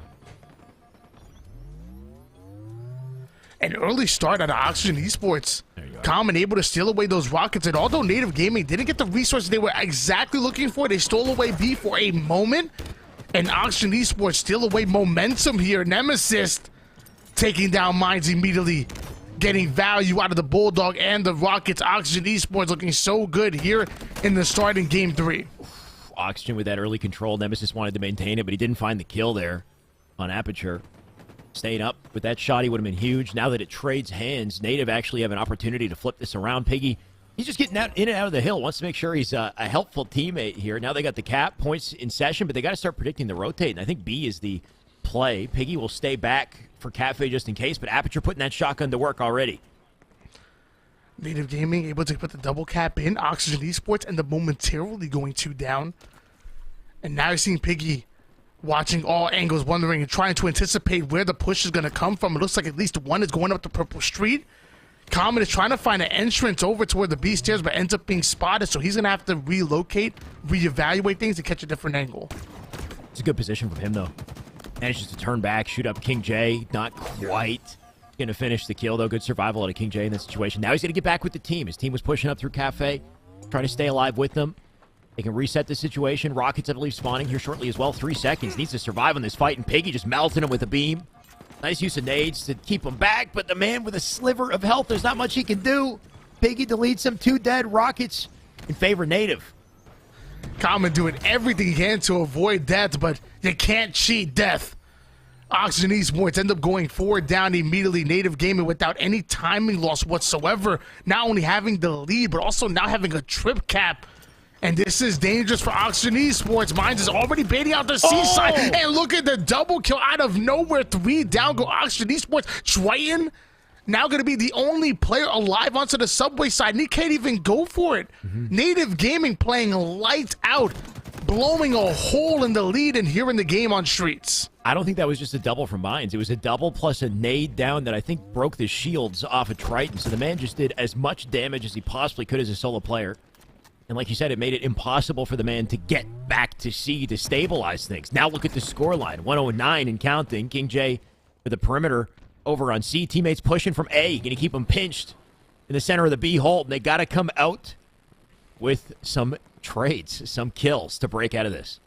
Native Gaming were looking for an opportunity, and now they've decided to create it themselves, taking the game into their own hands, taking control here on the streets. Oxygen Esports now have to play over toward the A side, but meanwhile you have Native Gaming rotating out, playing the Bravo side. Gets stopped just short. Piggy gets himself a double kill, though. Oxygen Esports end up going 3 down once again, and now Triton has to wait for his teammates to spawn up, and that's valuable time going in favor of Native Gaming. Not just the time, but the slays as well. Look at Aperture, 11 and 4 on the board. Man doing work for the team. Only one in double digits. Mine's just surviving in the situation, too. They're going to have to be vigilant as he comes back into the fight. They don't actually notice him. Rocket's about to pop. He's got shotgun to defend it. Nevis is going to try to get involved. They're not coming out with kills. OXG losing fights left, right, center. And Mine's going to make him feel the pain off this. One more rocket in the chamber. Common next victim. Mine's able to take down that play with the Rockets once again, and Oxygen Esports, they're not just staggered, they're wobbling right now. They look, they're about to get knocked out Native Get Gaming bullied. have run away with this game. I said that Oxygen Esports refused to get bullied, but as of right now, they're getting bullied at the moment. Native Gaming are taking over here on the streets. It ain't verbal, it's just physical abuse out here, Tony. I don't like it. It ain't pretty. It ain't looking pretty. Like you see OXG. Calling the cops. Somebody got to call the authorities on this one. They need to find an answer or they'll find the black screen. Nemesis is in the blender currently, 4-10. Nobody looking good on OXG, unfortunately. And until they find that momentum, it's just going to be far and away, an opportunity for them. They're struggling out here, Tony. They need slays. Native Gaming out here doing it right in front of PD, right in front of the cops. As I was calling the cops, they're doing it in front of the PD. 194 to 58 lead in favor of Native Gaming. Oxygen Esports were able to steal away a double cap and were able to get the slays that they're looking for in order to defend it.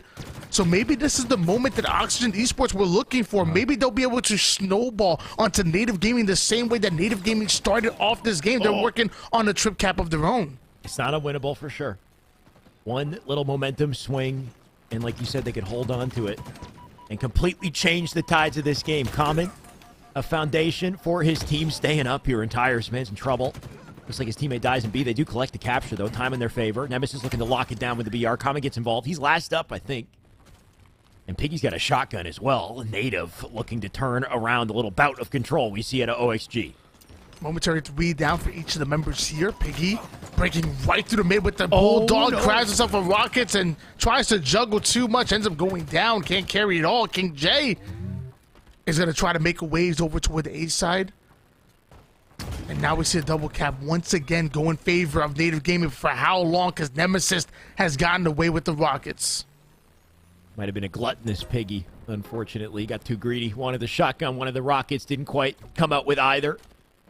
Instead, Nemesis has the boom boom to work with. AB hold, turns around, doesn't get the kill on Mines, who somehow narrowly avoids death. He'll slip into the B stronghold, but Native all of a sudden on skates for a second here. Mapping control, they got to get to C to slow the bleeding. Boom gets into, or he's in and out of B, just trying to stay alive. They might be able to flip this if they stay up. A side now being trying to take control as Native Gaming onto the A side, but holding on to an AC setup is not easy, especially with Oxygen Esports clearing it out the way it is. So the reset comes in. Native Gaming are gonna have to find some kind of entrance either towards the purple, towards the B side, or towards the mid. They have to create a hole, create a gap in the defenses of Oxygen Esports, and they're already anticipating one push. Meanwhile, Nemesis getting right into the face of Native Gaming, right off a spawn, finds himself a double kill, almost a triple as he makes Piggy one shot, and this is where Oxygen Esports start to push forward, work for a triple cap of their own. What happened to that lead that we saw in the early game? OXG are pushing back. They're definitely pushing back. They don't like getting bullied, Tony. They're not about to let this be a blowout. Still finding kills, finding little bouts of momentum here and there. That was the shotgun player down as well. Boom has an opportunity to pick up a very important weapon on the map. He's got it. Triton kills King J. Sightlines across the map from C. Triton, great spot, too. They can start to rotate, or do they hold it for just a second? Let them come to them. Triton, he's on the prowl. Oxygen Esports having all that momentum. They just got to keep doing what they're doing right now, and that's taking over. The teamwork is just too much. Go Rockets.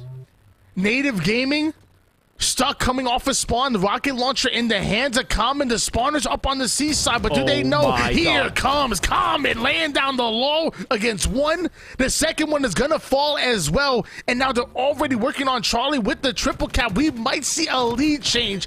This was what, a 200 to 40 point lead in favor of Native Gaming, and they're getting decimated. They're getting wiped out here on the streets. Native on the worst possible stagger in this situation, and OXG knows it. All Nemesis needed to do was just stay alive there. Make them focus on him, come out with a kill in the situation. Piggy with a double. That's a massive double out of Piggy to maybe get some map back. But a trade comes out of Nemesis. He did his job. Triton going to spot the rotate for Piggy. As he sees it, he can start to push to A instead.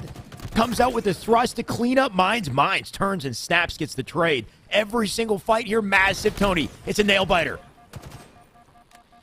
Oxygen Esports have grabbed a hold of Native Gaming like The Undertaker right now. They're forcing him to choke and about to slam them here. Native Gaming coming in with the double cap Bohm able to defend well onto one, and with that, they're working onto Charlie. The pressure's coming in out of Native Gaming. Piggy slides in, takes down Triton. Charlie will change hands onto Oxygen Esports and chases away one, but Bohm being so elusive, able to stay alive and now fighting back. Bohm milks his life for sure, but mine still cleans him up. That'll give them answer into C. They're going to step in it, get the cap. Nemesis comes out with the kill, though. Big trade for him. As he stays alive, tries to lock down high ground. They'll get to A. That leaves things safer for his team to rotate to the hill. They've still got a lock on this map. 15 seconds to close this out. Native, they got to move and groove real quick. Aggression coming through center here. OXG still finding kills. Triton locking down B. King J cleans up one on Bohm. King J needs another. The thrust gets him the kill. At 47, he'll step in the B. He'll hold. He's got a teammate in A as well. They can maybe lock this down. King J's alone. He'll die. They'll trade out A. They got C. Tony, what's going on? Is it? At 248, Native are still stabilizing. Oh, my God. Not only they stabilize it, but they're dominating here. They're able to take away A, B, and C, and now Alpha's trying to be taken back in favor of Oxygen Esports, but it's not going to happen. And now you're seeing Nemesis able to sneak over toward the B side, but it's not going to be enough. They need one clean round of slays. They need to steal away one. They end up going 2 down right off the rip. Nemesis needs to isolate one, but he's about to end up in the middle of 2 different players. Nemesis beelining for Pig. He wants the kill. Gets out of melee range. Oh, my God. That was scary for a second. He hit the headshot, got the kill. A, B held down. Native are still in B. They're still looking to lock it down. King J with another clutch kill in B. He's one shot. Nemesis looking for him, cleans him up. Thrust not enough to stay alive, and they'll lock down the game in a nail-biter and a half. Native looked like they had it, but OXG, they will not be bullied. Nemesis making plays right there, able to scoot all the way toward the B side into the A side, secure one slay. Bohm comes in to take down the second one. Then he doubles back all the way back from the A side to the B side. If those slays don't happen, Native Gaming steal it. Yeah. That was one of the best Stronghold Streets games that we've seen in quite some time, maybe in all of Halo Infinite. Oh my.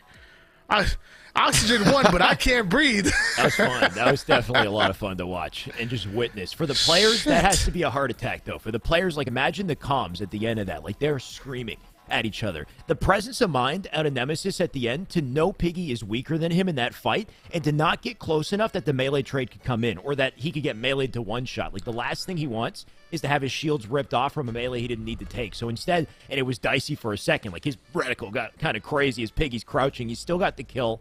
And then the full rotation to B, like you said, B-Lines cleans up King J. King J was clutching up, though, right? King J kept picking up thrust, kept getting kills in B. The man was a solo act in B. That opened things up for his team to get to A to keep them in the game. Had he not won that fight, it would have been over earlier. He stopped the timer at, 247 at the end. But, my God, what a display of Halo that was. That was a good time. That was one hell of a game going down to the absolute wire. Oxygen Esports definitely earned that win, earned their right to make it into the grand finals, pulling off the revenge against Native Gaming, the very team to knock them here in this predicament here in the elimination bracket to begin with. And now I can't wait to watch Cloud9 and Oxygen Esports duke it out. I can't wait either, but do you think it'll be anything near what this was? Like that, I mean, I hope it's closely contested as well, but that might have been our peak of today, right? Like that was just, final form achieved on both sides. It looked like Native had it, and then OXG said, no, we're not going down here. They turned it back on. Also the beauty of just, I think, strongholds and streets in general, just how quickly you can change momentum. Either way, C9 are a different beast. This could be dominant, or this could be a show. Hopefully we get a story, Tony. I hope so too. I mean, we're not gonna lie to you here. We're gonna be real. Cloud9 are the heavy favorites going into this matchup. Not just because they have, only having to win one best of 3 series in order to become your champions, and obviously Oxygen Esports would have to win 2 bracket reset and then into a championship bout. But on top of that, they're freaking Cloud9. Right. I mean, let's be serious. Baby. I mean, back-to-back LAN champions, a part of that Elite Four, one of the best teams that we've had in the league. And just as good as Oxygen Esports are in Strongholds, Cloud9 might be that much better. The only thing I can say in Oxygen's favor in this situation is C9 and Oxygen have not played in this tournament yet. Oxygen lost to Native. They came back. They got their revenge story, beat Native. Now it's their first time playing C9. It's a best-of-3 series. These series go by very quickly. Maybe Oxygen, off of just the pure surprise of having not played this team before, maybe they find their footing, they take a series. The issue is I don't see how, if they somehow take a series, which is far-fetched, I don't see how C9 doesn't snap into action and lock them down in the reset regardless. Either way, it's C9 we're talking about, Tony. Highly favored on their side. You'd like to hope that OXG have some energy in the tank to give us a show.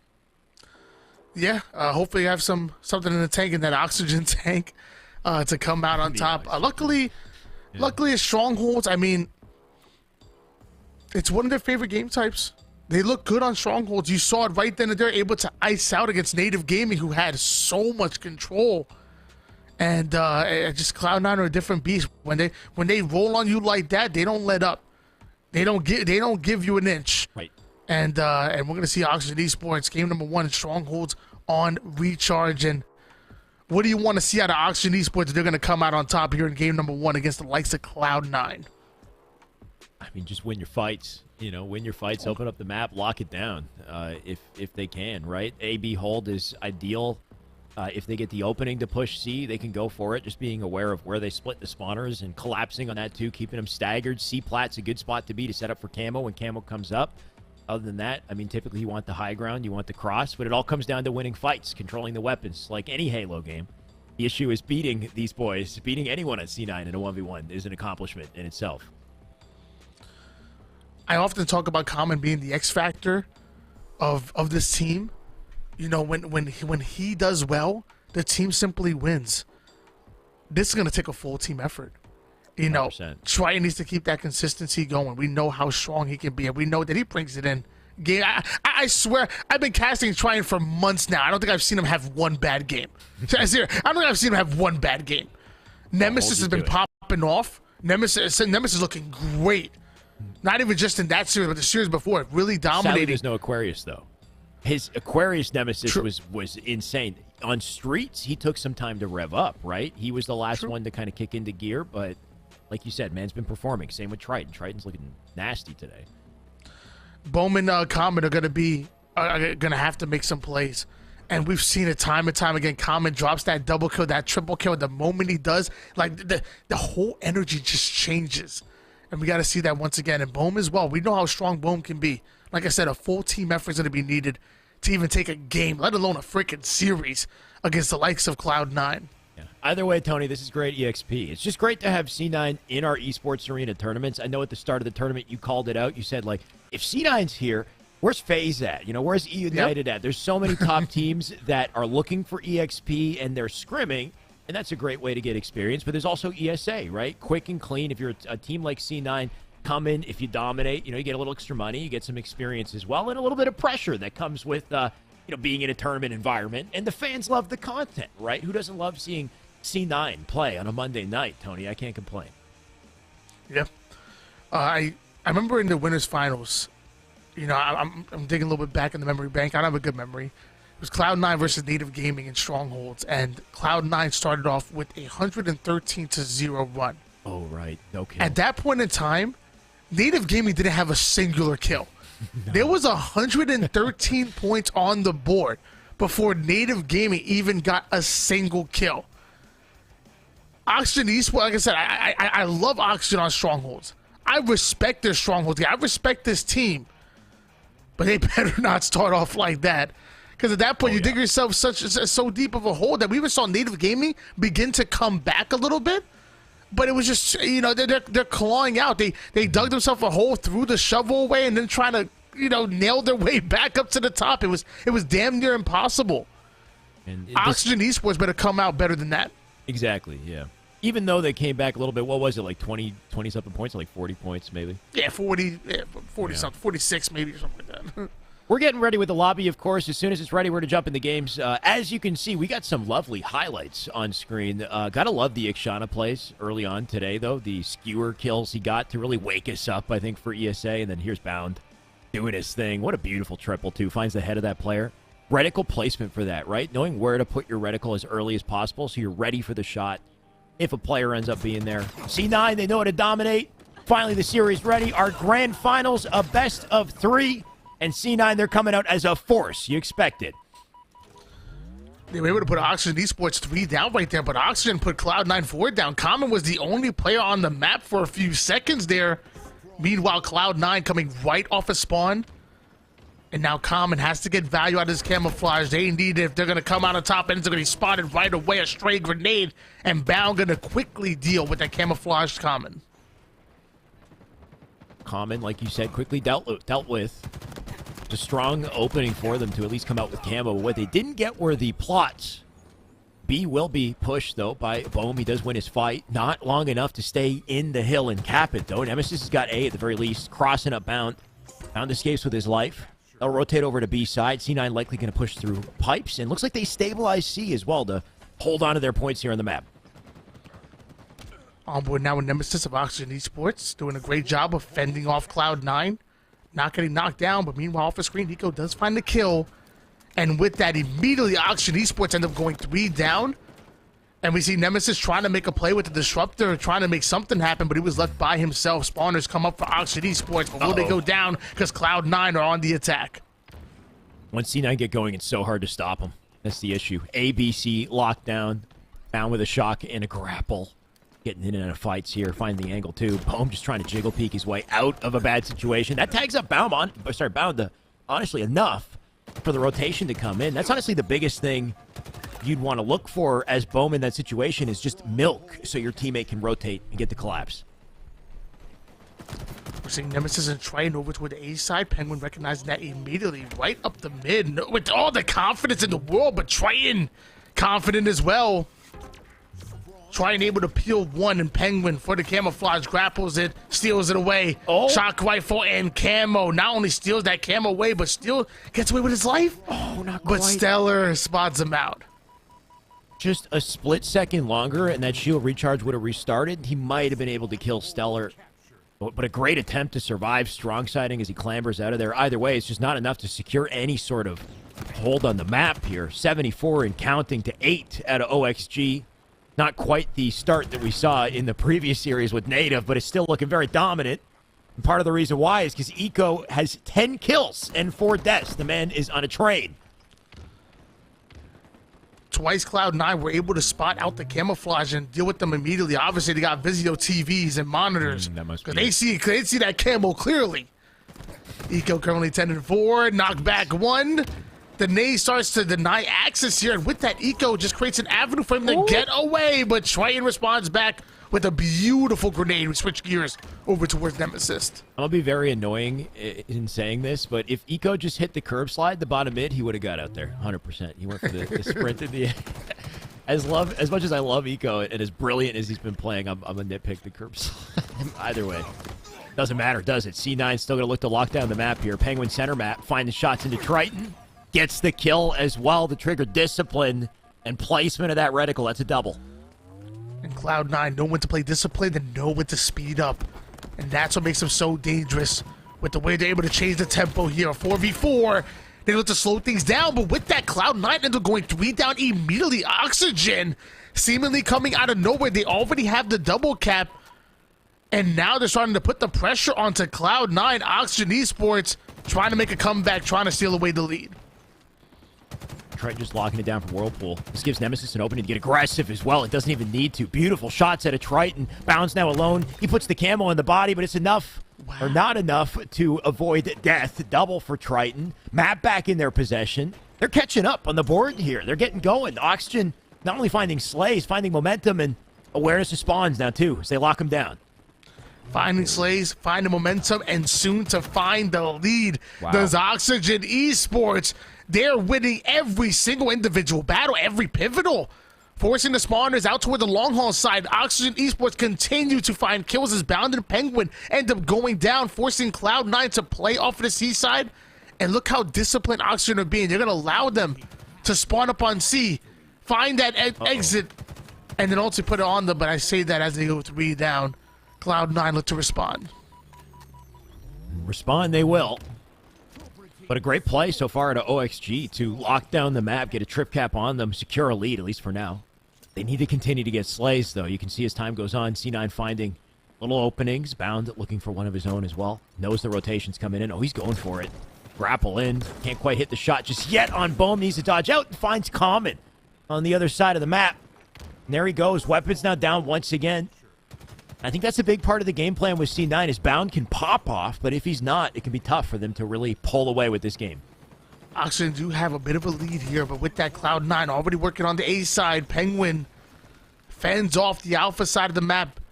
And with that, Oxygen Esports end up going 2 down and Cloud9 gaining control. And they're not happy with just the 2. They're working for the trip cap. Charlie gonna change hands as well. Penguin staying alive. Oxygen stealing away the Bravo side, but now they're going after Charlie, and here comes the collapse out of Cloud9. C9 coming in. Oh, does he get a chance to use the repulsor? That's because Nemesis, look, he's got no health. Nemesis, well, literally like negative health, will like slide his way past Penguin, somehow finds the headshot. Eco didn't even kill him. Eco gonna cut his losses, get back to A, get started on the capture. Actually cleans up a kill into Common, who must have been weak, so nice communication here coming out of C9 as Eco comes back to the fight for the trade. They got BC locked down, all while it happens, and Bohm trying to find a pick across the map. He's forcing himself out center to do it, but finds his death instead. Stellar not only able to get away with the camo, but Cloud9 able to get away with the lead once again. They started off lights out. Oxygen were able to strike back, fight back. And now Stellar wants to put the nail in the coffin, but Nemesis spots him out, and that's going to be a double kill out of Nemesis taking down 2. With that, Oxygen Esports need to steal away Alpha. They need to get the double cap, but they're stopped short. Cloud9 able to clear out the Alpha side of the map. Nemesis out here with the VIZIO vision, Tony. Just finding camos left and right, breaking opportunities for C9, though they still hold the map somehow. AC locked down. Bound making plays in the center. Nemesis going to look to do the same if he gets an opening. He's down resources. They got coverage. You can see 2C, 2A. Nemesis anticipating a push here. They got to make a move, though. They need slays. And Eco, are we going to open things up? On board now with Nemesis, 14 kills, 10 assists on the board. But his teammates are end up going down. Nemesis going to take a longer route here. A little bit of a flank. Stellar anticipating it well, but the repulse going to slow him down just a bit. Now Stellar drops down. Nemesis looks like he's trying to set him up for a mind the gap, but Stellar immediately exits out, goes toward the C plat side. Nemesis wasn't ready for it. And now with Stellar that has the upper hand in this fight, and his Nemesis that's forced to run away, soon to go down, and there it is. That's a nice way to do it, right? He spots that he has a repulse. What does he do? Doesn't even bother to fight him on the silo. Wraps underneath the hallway, comes up from the other side where a repulse is just impossible. Now Penguin's coming out with the double. C9 cooking. Got OXG in a bit of a blender here. 200 and counting as they spawn back A, and Penguin going to leave him there. Wait for the team to cross. That opened things up for the camo, too. I think it's Bound with it. So now Bound has shock camo. The ultimate combo for this man to make plays. Actually, is it Bound? It might be Stellar. Oh, it is Bound. Nope, it's Stellar. I take it back. And they're not just cooking, they're cooking with grease right now, but boom. Knows how to put out a grease fire quick. 2 down for each of the members here. Boom gonna have to try to make his way onto the Bravo side, but has 2 players in front of him, and his team is 3 down. Does not have the help that he needs, and with that, goes down quickly himself. And with that, Oxygen are desperate here. 240 points and counting, but they go 3 down once again. There's one more player trying to fly toward the Bravo side. Penguin ends up icing out with the double kill, and just like that, Cloud9 are going to be taking game number 1 here in your grand finals. One slippery Penguin right there, right? The double comes into the B hold. Perfect execution to jump out, get out of the fight. And what you expect to see out of Cloud9. Perfect execution. The moment they get that little opening, the moment they get going, Oxygen, and we've been punting on them all day, Tony, but they can't breathe, right? Like they're spawning up out of air, just suffocating off a spawn because there's so much pressure coming out of C9. And also, they know when to pull back, too, right? Like the situation where you got Penguin and Pipes, they know they're down 2, but he doesn't get aggressive on A, just lets them spawn there, holds the map, lets them come to him in the situations where they feel like they don't need to kind of risk it. They've got the hold, to work with. So C9 playing that very well. There was a moment of brilliance out of OXG, though, right? OXG got a full trip cap at one point, and we thought for a second maybe something, brilliant would happen, but not when C9 got going. Forget a stronghold, more like a stranglehold that Cloud9 have on Oxygen right on the neck. And with that, Cloud9 able to take game number 1, moving to game 2, Slayer on Live Fire. And with how punishing we talk about how Live Fire Streets and Aquarius are, this could be quick. Oxygen Esports if they can start off, I mean, they showed signs of life. There was multiple times where they were putting Cloud9 on a cycle, and they were looking good, holding on to a trip cap, defending it well, stopping Cloud9's overextensions and their counter pushes. So it wasn't like they got completely run over. Cloud9 obviously looked good, but there was moments where Oxygen looked brilliant and looked even better in moments on that recharge game, and hopefully we see that here on Livefire. Because if they can start off with a 3 down, a 4 down, identify those spawns, immediately put pressure on it, maybe we see Oxygen Esports end up stealing one, maybe a bit of an upset. It's possible. Hard to say, though. I feel like C9, when they're in the pocket, things going well, they'll end up blowing through, clutching up Slayer. Even in Catalyst, when we saw ESA Red pop off, C9 still found a way to clutch up, make it happen. I think we need to see the snipe in the hands of Triton and some plays like we saw from him in that previous series. We just saw 2 kills off the opening strat, so that might actually be a reality. What a beautiful opening here at OXG, fighting for their tournament life. This might be the last game of the tournament. Boom, able to get away with that heat wave, and with that stopping Cloud9 from getting any angles onto the overshield. Love this play by the Bowman, Oxygen Esports. And with that, Triton steals away the overshield, a 7-1 lead in favor of Oxygen. Cloud9 are the ones on the ropes. Got him staggered. Can they keep them there? Triton with the OS, he's the forerunner in the forefront of the action here. Bound's already got a kill on the Nemesis, though. That breaks things open. They rotate very quickly. Man still weak, though. Stellar dead. Triton finds it. That's all they'll get with the OS, though.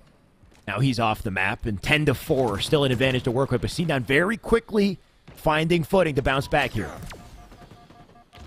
Love this play by Common to take height immediately. Can't find the tower side, so Penguin will end up picking off that kill. 2 down go Oxygen Esports. And now Cloud9 looking to surround the members of Oxygen. Boom. Ends up getting caught with his pants down. A perfect kill out of Penguin. Immediately taking over. And now that lead is starting to dwindle away to almost nothing. Nemesis ends up getting cleaned up. And Oxygen are dying one at a time. This is not what you want to see. Just break out of a bad situation so quickly. Oxygen gonna fight back a little bit, though. 2 dead.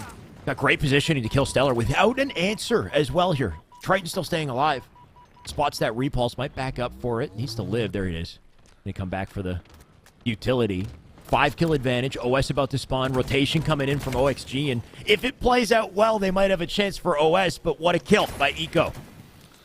Green gun comes in. Nemesis down to 1 shot. Shoots him in the right cheek. And the left one's going to take him out. Penguin. Damn.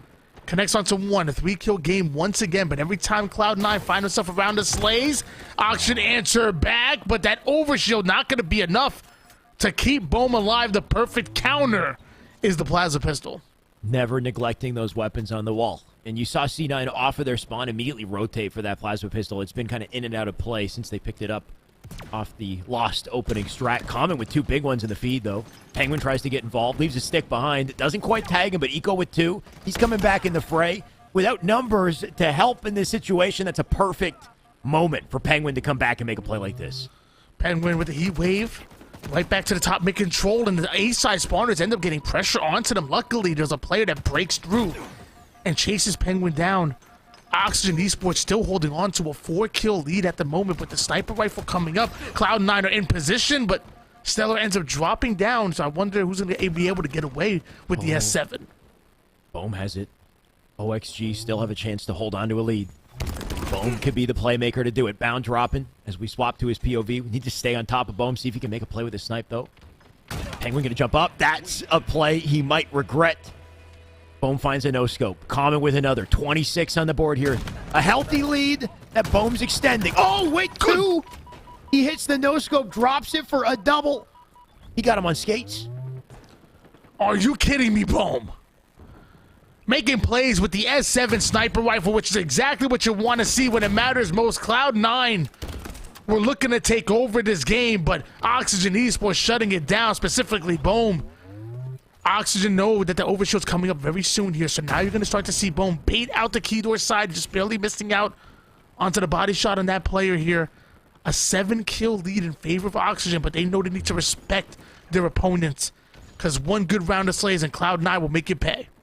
But look at this. OXG still finding kills, still finding answers on the OS. Penguin, that headshot to the brain of Eco. He's now down 1 more shot in snipe, and at this point, a 10-kill advantage on C9. Bohm's not missing. Bound dead as well. Finally, the man dies, but the snipe now off the map and out of the picture. C9 need to play kind of perfectly to answer off this 10-kill advantage, Tony. And instead, we saw perfect precision out of Bohm. Just body shotting everybody, finishing them off with the BR. Good fundamentals, going to net them so much value out of that. Look at the lead start to grow as it's now double digits going into the fourth quarter. Cloud9 are the ones getting bullied right now. Oxygen Esports are the ones looking like a top 4 team here in game number 2. A 39-27 run. As I say that, Cloud9 do end up putting them 2 down immediately. The repulse, though, try in. So scary with it. So scary with the BR. Scary with anything. He's so consistent and so good. Cloud9 actually are getting a little bullied, Tony. Like, you hate to say it, but 43 at this point as they're looking to close it out. It would have to be a blunder on the side of OXG to not win this game at this point. Eco, tough time with that kill on the comment as he just tries to stay alive there. That brings him to 32, but a lot more work to do for C9, and they can't afford trades. OXG continue to be confident in this situation. And just 4 more kills needed. 1 squad wipe in favor of Oxygen Esports, and we're going to a game number 3. Mind you, Oxygen Esports would have to win 2 best-of-3 series in order to become your champions. Coming out of the losers bracket, they have to force that bracket reset. And it's going to be tough to do against Cloud9 to try to win back-to-back games here. But with this, we do see one ender getting spotted out. 3 down go Oxygen. 1 more kill needed. At this point, they're just playing for a trade. And trade they'll find. That's Common who dives in. Nemesis with the kill for a 50-39 close on Cloud9. Tony, we thought it was over here. If OXG was to win, you don't think they'd win by, what, 11 to close it out? That's a confident-looking Oxygen Esports, and it makes you wonder how much more can they do? How much farther can they go? Well, the sad part is that Capture the Flag Bazaar is going to be up next. We saw how strong Cloud9 can be on CTF Bazaar, and that's going to be our game number 3. Yeah. But man, I was really excited to see Oxygen Esports catch fire in that game too. And who knows, with the way they're finding these 3 and 4 downs, especially off of the starting strats, 1 good round of slays, 1 good momentum, and you cap a flag on Bazaar. And lots of times, 1 or 2 flag is enough in order to net you a win. Cloud9 are the ones that have to show us that they can close out the series here as we go to game 3. We did see Bizarre CTF with Cloud9 earlier as well. It was Cloud9 native, and despite the expected confidence out of C9 on that game, and they did have the slays advantage, it was still close, right? It was narrow. It was a 2-1 close for the end of that. Native still found an opening to cap a flag on them. OXG, if they continue to play how they are, then there's no reason why they couldn't take this the distance. Just based off of what we've seen, Tony. Cloud9 can come out this game, be a totally different beast, and clean it up quickly, and I wouldn't be surprised to see that either. But we've got a bit of a series on our hands. This is exciting, I think. I gotta say, I respect the teamwork out of Oxygen Esports, man. It was beautiful. It really was. Just putting shots on everybody, tagging them up left and right. If they can bring that same teamwork here on Bazaar, when you have to play a bit more separated, a bit of a different game, maybe they come out on top. And Cloud9, a bit of blunders, but obviously mistakes were made. They end up going 4 down, and Oxygen having control, moving right into the Cloud9 base. Unfortunate team nade. Nice positioning at OXG, and like you said, the full team dead. 3 dead again. Second round of slays coming in. No answer yet at a C9. Flag being pulled. Triton locking things down with rockets. Overextension coming in. The only effort for C9 to get any sort of attempt on this flag, and even that seems to be closed off at the moment. This might be a flag in less than a minute. 2 deaths of each of the members of Cloud9, and the first kill finally comes in out of Eco. They were all goosing for a moment as Cloud9 ended up going 3 down. Oxygen going to go 3 down as well, but it looks like Cloud9 somehow able to bounce back, finding the slays that they need in order to steal away the return. But you got to wonder, what did Cloud9 do in that situation to counter what should have been a cap, right? Like, Triton has the rockets. Triton goes for the overextension, thinking he's going to cut somebody off, but he cuts off nobody. C9 don't overextend in that situation. Was that just due to where they spawned, or was that like a little mind game to keep, Triton out of the field to play? Whatever it was, I mean, it led to a return, and C9 off of a blunder of an opening strat. Now they're on the aggressive. They're in their base. Oxygen Esports really needed to capitalize on it. You had 2 4 downs, and it wasn't enough. Yeah. It wasn't enough to get that capture onto Cloud9. And now Cloud9 having a bit of momentum onto their side. 2 down go Oxygen. Esports Bone going to try to snipe players from across the map from palms to palms. Overshield is coming up. Bone is preparing with the Plaza Pistol. Makes Stellar one shot. Can't find the kill. Eco is going to find one onto Common. And it's Cloud9 that are ready for the overshield and try and ends up being left by himself. 3 down, soon to be 4. Triton's just milking his life, though. As long as he stays up, he can get a sight line on the OS. Nate's coming in, though. Bank's not quite tagging him. Teammates coming to bottom mid to take the fight here, so not unwinnable for Triton. He's still getting tagged, though. They know he's here. They just got a lockdown sightline. Triton now dead to Nate, thanks to Bound. Bound going to fly down, look for 2 here. Doesn't quite find it. Nemesis with the kill. Eco with the trade. They should have the OS. I believe Stellar has it. He might. Didn't see where it went. Either way, Stellar getting aggressive. No shame in that. We saw Oxygen find their round of slays. We saw them have control of the overshield, but they weren't able to get a capture. Can Cloud9 change things? 9 minutes and 18 seconds on the clock. Plenty of time and plenty of opportunity for both of the squads. Is Common able to use that thrust, gets the best of Bound in that scenario. Eco now going to try to bounce back. The nade starts to fly. Eco takes some damage, but he has a teammate coming in for the switch. Playing switch onto Rockets. Eco with a kill. That's a spree for him. Can't quite find the second cross map. Penguin and team here to support the push for Rockets, but might not be able to collect it. Penguin on top of it. Opponent there. He spots. It's not there. Instead, it's a trap laid by Common, who cleans up the kill. But this team now pushing up through Treehouse. They've got an opportunity to get very aggressive here. And aggressive they will get. Cloud9 go 3 down, rightfully so, but Bound gonna force Common to ultimately play his life with those rockets. Nemesis still having the Bulldog to work with as he aggresses towards the Cloud9 base. As a player sneaking in towards the shotgun alley.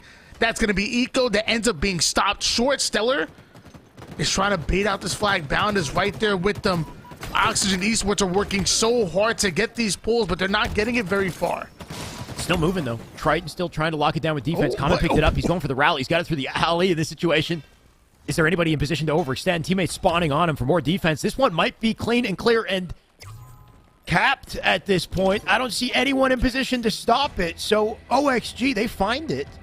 That that opening strat might not have worked, but down the line, the battle of attrition seems to benefit them. Stellar and Bound were beating out that flag perfectly, and they started to find their slays, but somehow Oxygen Esports clutching it out. And the first cap not going in favor of Cloud9, but instead it's OXG. But we do see another pull coming in. That's Eco right over toward the mid-map. Doesn't have the slays just yet, so we'll have to double back, put down some damage, buy some time for his teammate to come off his spawn. Not able to win the individual pivotal battle. Bone gonna win one as well, and with that, Bone was in position to pull that flag, and Cloud9 once again on the ropes. Big win by Stellar. Still unfortunate teammate on Bound there. Once again, Bound just a magnet for team nades in this game. But pivotal fights being won by OXG left, right, center. Right, Bone with one in the base on the Penguin. Eco losing that fight down in the BR, and the result we're starting to see. Common, little escort as that flag just slips down through the doorway. Common will pick it up. Triton there to support. This could be 2 flags. With about 6:30 on the board, a little more than that. That's 2 flags capped by OXG, who are somehow activated off this momentum, Tony. Last time we saw Cloud9 win on this very map, it was 2-1. I believe it was actually on, it might have been on Oxygen Esports themselves. Oh, but my now, God. It's Oxygen that have the first 2 caps on the board. It's Cloud9 that going 3 down despite being the ones on the aggressive. The 4th one is going to fall as well. So Oxygen successfully defending their base, sweeping them out. And now Oxygen have a chance to get that mid-map control looking so good, so strong here in this tournament. Oxygen are locked in. Straight up just locked in. They're winning fights. They got more slays. They're looking like the better team right now. Triton taking another. Stellar now dead. On top of the OS, waiting for that to spawn up. I think he can grapple it if he needs it. Common just staying alive with the shotgun. Rocket's about to spawn. Got the perfect weapon to counter it. That's going to be a trade. It is. Penguin dies with the rocket. Shoddy Rockets down. Important part of the map. Bound trying to find a flank on the OS. Needs the kill. Does find it. If he stays up here, he can make a huge play. Doesn't quite get the kill, though. The nade. Oh, the rocket from Stellar comes in. OS still in play, though. Stellar going to pop out with it. And what a brawl. Bottom center for C9 just to get out with weapons. Overshield, grapple, and the Bulldog in the hands of Stellar at the moment. Able to find himself one, has a bit of overshield to work with. Again, there's another one with the Plaza Pistol. The first 2 shots of the Bulldog, that's just a warning shot. player down to one shot. So is he, and Nemesis able to outwork him despite having the low ground. What a play. C9 just getting outworked. Like you said, left, right, center. Bound going to have to find a little outplay of his own. Doesn't take the fight double door. Going to be pushed back. Instead finds a tag out for the Rockets. I don't know how he's alive. Man, just getting targeted. Nades come in. It's not enough for him to survive. And OXG just lighting things up. No matter where you look, these boys hitting shots, making plays. The confidence, Tony, that Nemesis and team has right now, it's so apparent. Yeah, it's not the dominant Cloud9 that we expect to see, that we actually have seen not only in multiple tournaments, but this one specifically. Oxygen Esports looking great. Cloud9 not looking the same as we expect them to be. The combination of the two is leading to a 2-0 lead for Oxygen Esports. But as I say that, Cloud9 do find the slays that they're looking for. There we go. 3 down go Oxygen. Cloud9 going to want to capitalize onto this one. Common, the first one to spawn. And now they have to somehow break out of their base, try to get the overextenders in, but I'm not sure if they're able to do so. Nobody in positioning. It looks like Bound putting the first cap for Cloud9. Finally, C9 find the opening they're looking for. They get a couple kills, they get the pull with the right timing, and everything just falls in line as you expect to see. Can they recreate that? Is this where Oxygen starts to fall apart, or do they get a second win? Do Oxygen continue to maintain confidence and momentum here, or is C9 just getting started? Tony, they got the OS, they got the shotgun, they got another flag on the move, Bound there, a line of defense, and I'm worried it's C9 just getting started at this point.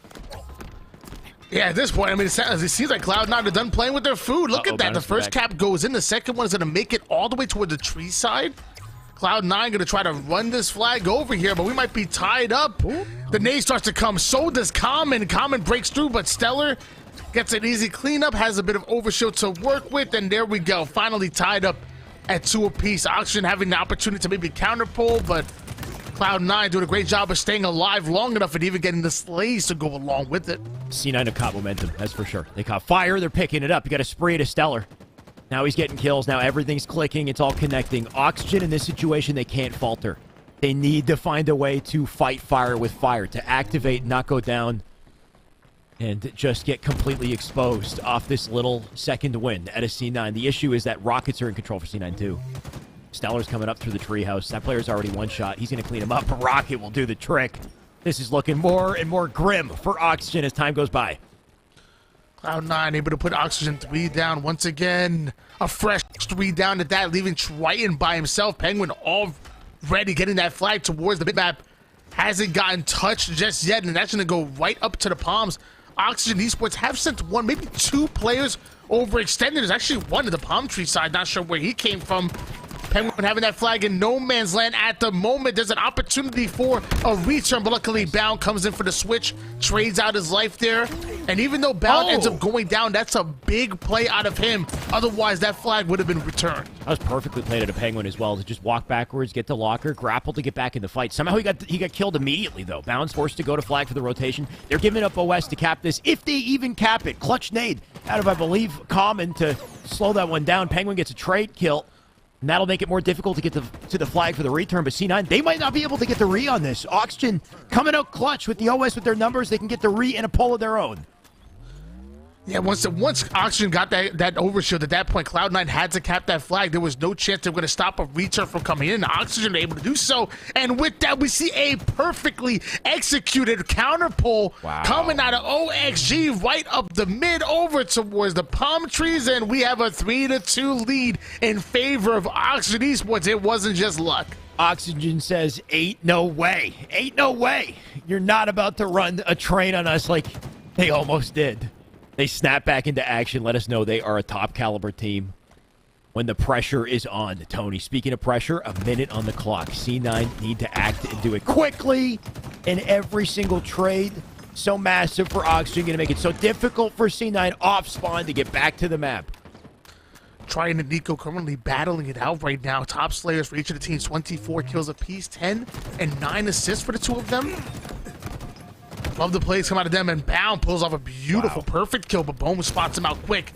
Ends up taking him out. Triton holding on to this BR side, stopping Cloud9 from pushing forward, but also feeding that information to the rest of his teammates. And information is key. Information is power here in Halo Infinite.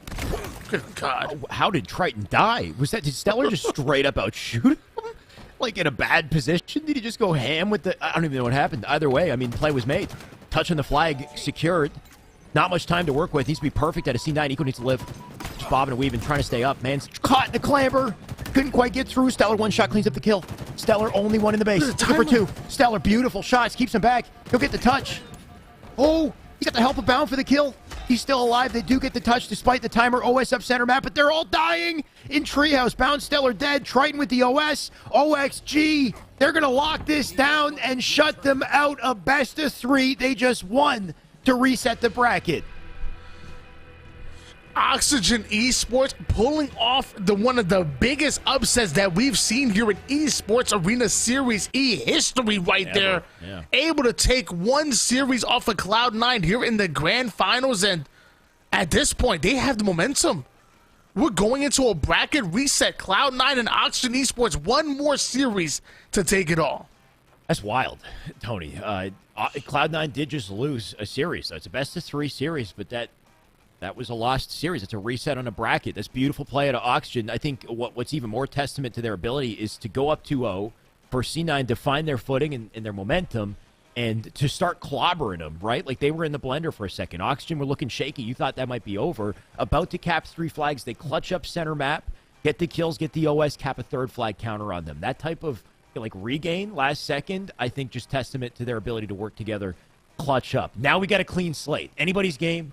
Grand final, best of 3. That's it, Tony. Rinse and repeat. I'm Can they do shook it again? right now. Yeah. I mean, You're not the only one. That's huge. I mean, that is huge for Oxygen Esports, you know. Sure. I would love to see them win the tournament, but even taking that series right there, there's so much value that they could probably go into film review, find out what they did in order to be successful against a team like Cloud9. And now they have all that momentum coming into this series. Forget the film review, forget the momentum. I mean, this is looking legitimate. Yeah. Oxygen Esports might be able to beat out the likes of Cloud9 until Stellar pops off with a triple kill to burn the camouflage. That would have been sick if he somehow converted it into more, but like you said, burn on the camouflage is what he'll get. Bound here to pick up the pieces. Deletes 1 center map, going to get out of the hill. Just start to get position. Seaside hold important here. A as well as they keep them back, keep them spawning in pipes, make it difficult to get to hill safely. But here we are, Tony. A whole new series, a clean slate, and a reality I don't think we anticipated, seeing Oxygen make it this far. No more chances, no more opportunity. Cloud9 have to clutch up here if they want to become your winners here in the Series E Open night. Same for Oxygen Esports.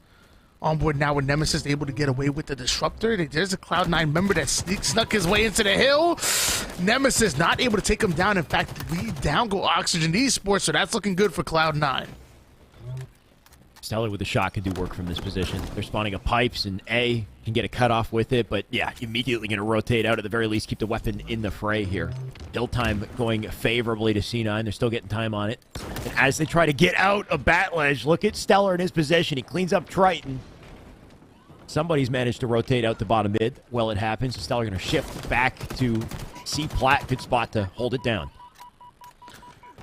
Oxygen Esports having 8 kills as a unit. Meanwhile, Stellar 7-1 to start off the game. 1 assist to go along with it. Stellar doing the entire work of Oxygen Esports here in the start. They clearly are upset they lost that series, and they're taking it out here in the grand finals and reset. Definitely don't think they expected to be in this position, Tony. And it's wild to see. I mean, C9 as dominant as they've been in Halo Infinite's history. OXG, not a team you'd expect to put a dent in them. And maybe we'll forget about this if they come out dominant in this series, but so far, still got work to do. 1 cap on the board already, though. C9 with a lead for sure, and Stellar, he could put some more together if he gets out with his camo. Oh, he's going back for it. Bit of a risky play by Stellar, but it looks like it's going to pay off because not only does it have the camouflage, but combines it with a shock rifle. Oxygen end up going 3 down. Misses the first time, but you got to be persistent, apparently. And with a nice little lead in that round 2 hill, Oxygen were feeling comfortable, but now Cloud9 going to steal it away, look to go up 2-0 in the game. Stellar just finding picks, and he knows where to look, too. That position up in attic so important to get to lock down this hill, but Stellar, as long as he's putting nades in, doing as much damage as he is, it's difficult to get that vantage point. And beautiful shots, too, as he comes down, takes a fight. Eco going to look up top and get his cross, and all of a sudden, C9, they're in sync here. 2 hills back-to-back. You can't stop this man. You can only hope to contain him. 10-1 to start off this game is Stellar. Laying down the law, letting them know who he is and who Cloud9 are. But as I see that 2 down for each of the teams, Eco pulls off a double kill. Now going to work himself for a triple. Almost able to get it. Common ends up going down. Penguin can't find the kill. In fact, Common able to trade out his life there. Huge play out of Common to slow down Cloud9, who just momentarily go 3 down, make it 4. What even was that? Was that a repulse play, or like did he get naded into the air? Yeah. He just ended up above Penguin. Penguin not sure where to expect it, and that led to a team wipe, and Triton getting more as well. Penguin now dead, Eco as well. First little bout of control we've seen from Oxygen all game. They've locked down A here. Look at the positioning, too. They got somebody up on attic that's Common. He can hold the cross, and the cross he'll need to maintain. Camo coming up. Once you get into your setup here on the east side, it's so hard to break. Cloud9 gonna have to try to do so, but they end up going 2 down immediately. Stellar, the only player that's in position, and this player has no help. It's a 1v1, but Triton doesn't need any help. He isn't finding one, but Cloud9 break through. All players going down for Oxygen Esports and now spawning up over toward the seaside. C9 very quick to flip the script on this. So you can see the exact setup being recreated by C9 immediately. Bound just locking it down from the doorway. Stellar on the prowl here. Grapple to work with, too. If he wants to get aggressive, keep him on spawn. Just going to win fights long range for now. Stellar still showing off right now, 11-5. Not quite as dominant as the 11-1 performance that he started off with, so a bit of a death spree is Stellar on. But still, Cloud9 able to secure themselves for 3rd cap, 3-0 start. This is the statement that Cloud9 were looking to make. Oxygen Esports would have to put back-to-back hills just to tie the game. With a series like we just witnessed, Tony, you'd expect C9 to want a shutout. Like, not just a win to close at this point. If they want to kind of bounce back from a rough go and an uncharacteristic look for the team, you want to see them just come in and clobber. And so far, so good, right? 3-0 on the Caps. Highly unlikely OXG finds that comeback, but they got time to do it, and who knows? These boys have clutched up before. It's clobbering time. And Cloud9 looking like the Incredible Hulk right now. They eating bullets and running right through Oxygen Esports defenses. But it's Oxygen that still find a bit of time here towards this 4th hill. We do see Common chasing down one excellent kill onto Penguin as he's going to end up getting cleaned up. Eco goes down to 1 shot, immediately grapples out. Love that play out of him, but this is still going to be time going in favor of OXG. Tough hill to lock down here for C9 for sure. OXG just being tenacious, finding ways to fight back, locking down C-Plat, making it tough to get to. Eco going to open things up, though, already with a kill. Going to grapple the camo to himself as well. They got the resources, they got Slays, advantage to work with. They can start to set up, and this might be the moment to lock it down. Cloud9 able to get away with that camouflage. Going to be huge as Triton ends up going down, but so do 2 members of Cloud9 as Stellar sends one pack in. Doesn't get a chance to get the mind the gap, finishes him off. And that's going to be a reversal. Oxygen still within that hill, even the cover fire all the way from the triple stacks. Bait and switch does come in. Eco flies in. Look at that duo out of Stellar and Eco clearing out Oxygen Esports. 3 down they go. Still 1 more cap needed for Cloud9. Stellar doing so much work, though, on some of these fights. Doesn't find that one, though. Nemesis ready to win that fight. Come out on top. Gonna try to take advantage of the timing to get to the hill here, but he's denied. Penguin and Eco with kills. Nemesis now finding himself in a rough spot. Triton gonna get involved, try to help, but man's getting tagged immediately. Nemesis now dead, comes out with a trade. Triton needs to live. Somehow finds a kill on the Penguin. His life now gone, though. Stellar replaces him. 3-man push out of Oxygen off spawn, though. They're desperate to get to the hill. And they have to desperate. I mean, 1 more hill, Cloud9 is going to take it, and Cloud9 were able to clear them out, getting a fresh 3 down, but I love the recovery coming out of Oxygen Esports. As I say that, Triton ends up going down. Nemesis tries to grapple the sword over to himself, ends up grappling over toward the sword, but it's going to work out. 1 shot, but still alive. Oxygen Esports is never going to need this sword out of Nemesis. Got to see perfect play out of OXG. It's still possible, but it's more and more difficult with these other hills. Like this one is more, at least at this point, C9, you can see they're locking it down. It's more contentious. The one that they were on previously is just a, brawl to be had, a nade trap. We'll see if Oxygen can find a way to break into this one, form a setup. I think C9 already have A side locked down. So important. You can see somebody on the low door. Love the fact that Eco's been able to step things up big time. 22-9 right now. 8 assists to go along with it. Stellar once again finding himself an assist. Looks to immediately take height, but ends up being shut down. That's going to be awarded to Bohm, who's going to go down himself. And look at that timer. Not much time for Oxygen Esports to work with, breaking out toward the A side. The cleanups do end up coming in. Penguin is holding height and going airborne immediately. And watch out for the dealer, or trade it out for a sword. Either way, he's looking like an elite. Definitely locking it down. At this point, just seconds away from closing it out. Stellar with a trade there. That'll give Eco some access to Hill. Not going to go for it immediately. One good slay, one win of a fight is all they need for C9 to come out on top of this one in comfortable fashion.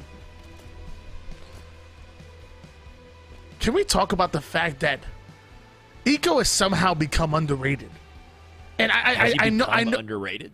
It's crazy to me though. Like if you think about it, whenever I hear everybody's top 5, I hear plenty.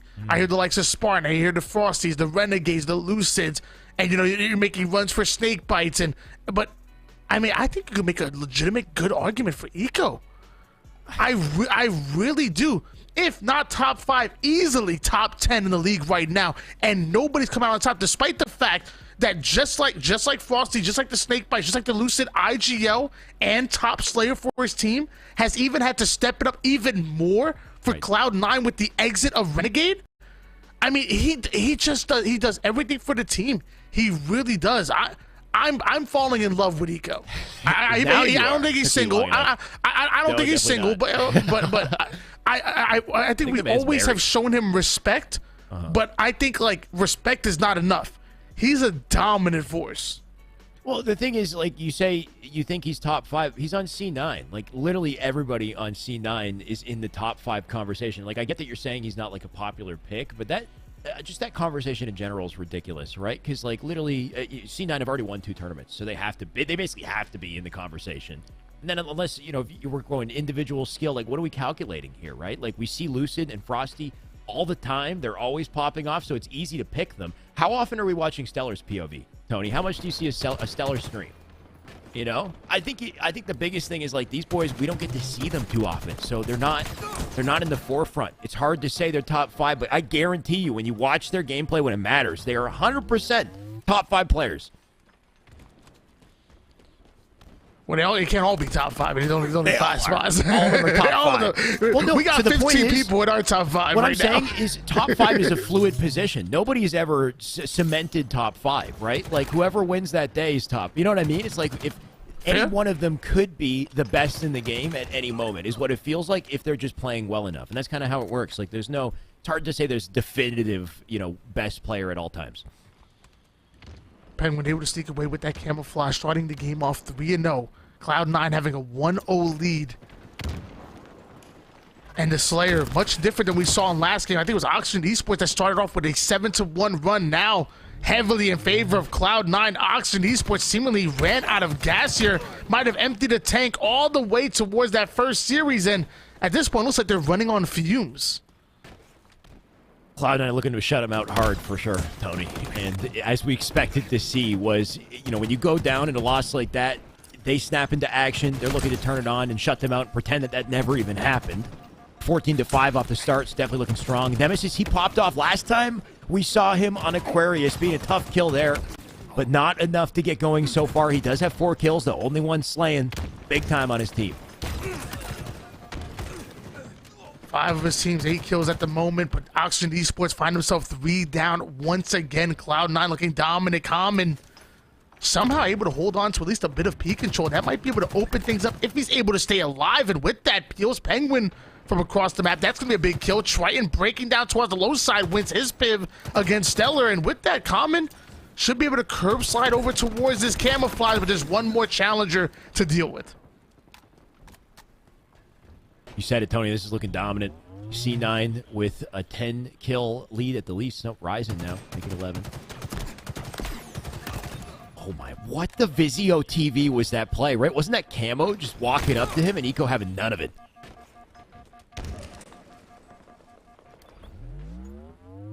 Eco currently 5-1. 3 assists to go along with it. On screen now is Oxygen Esports end up going 2 down immediately. A double-digit lead still in effect for Cloud9. Stellar looks to challenge over to the car side, has 2 to deal with, immediately dips out. One shot Bound does have his back, comes in with the commando comment, somehow opens up with a double Triton, gonna follow it up by taking down Bound as well. So now we're seeing some life coming out of Oxygen Esports, some well-needed life. It's not quite done just yet, but the damage has been. Look at Stellar, by the way, 12-4. Man, just grooving at this point. Everything going well for him. Looking like a main slayer on the team.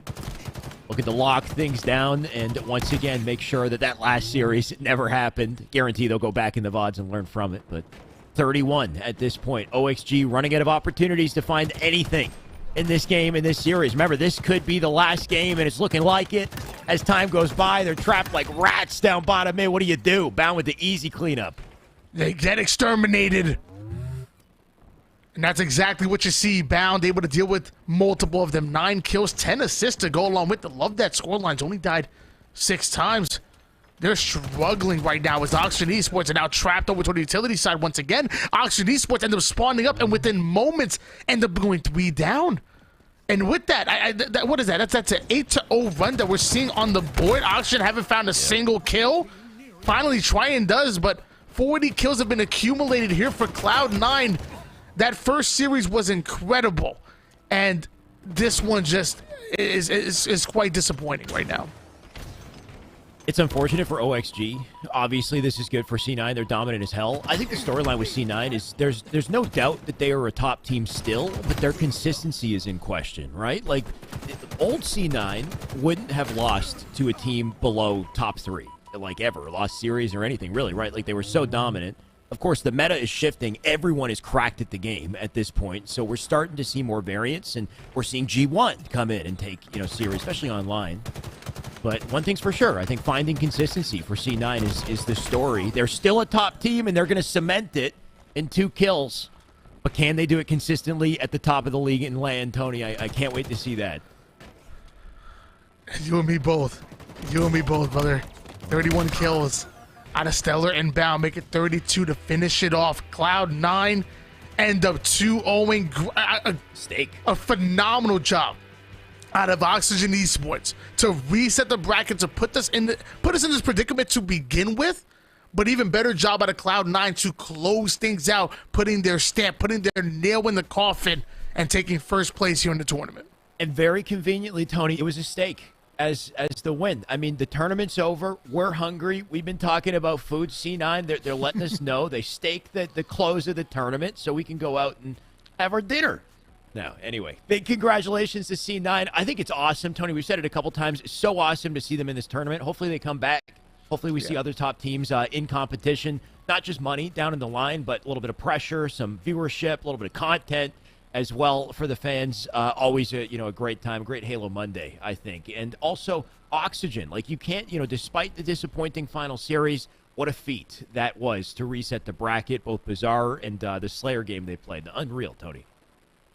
Yeah, I think Oxygen Esports have no reason to hang their head low. They at one point they were looking dominant, even against the likes of Cloud9. I was surprised. I didn't know what I was seeing right there. Yeah. And obviously Cloud9 came back and won it.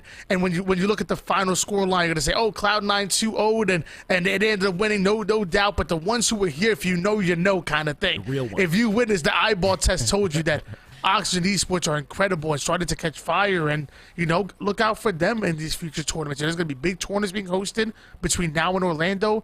Obviously, you have Orlando coming up, and I think if Oxygen Esports continue to grind, continue to put in that work, you're seeing it come together. You're seeing them get better and better, and I want to see this team legitimately contend for top 8, top 6. I really do. As of right now, I feel like they're on the right path. I agree. They look like they got a lot of potential, and hopefully that means they're sticking together. They're still working out the kinks, finding the chemistry, because in the end of the day, you stick with the roster. Ideally, you prevail, you prosper together. In Halo, that's a difficult thing to do. Either way, good day, I'd say, for Oxygen. Native looking pretty damn clean as well. But, of course, C9, they come out with the win. They close it out strong. Before we go, Tony, any final thoughts to close us out? We'll send it back to the analyst. Yeah, thank you, Esports Arena, so much for doing this. Weekly $1,000 tournaments. And by the way, these are open tournaments. If you guys want to get involved, ! Sign up in the chat. You guys can compete too.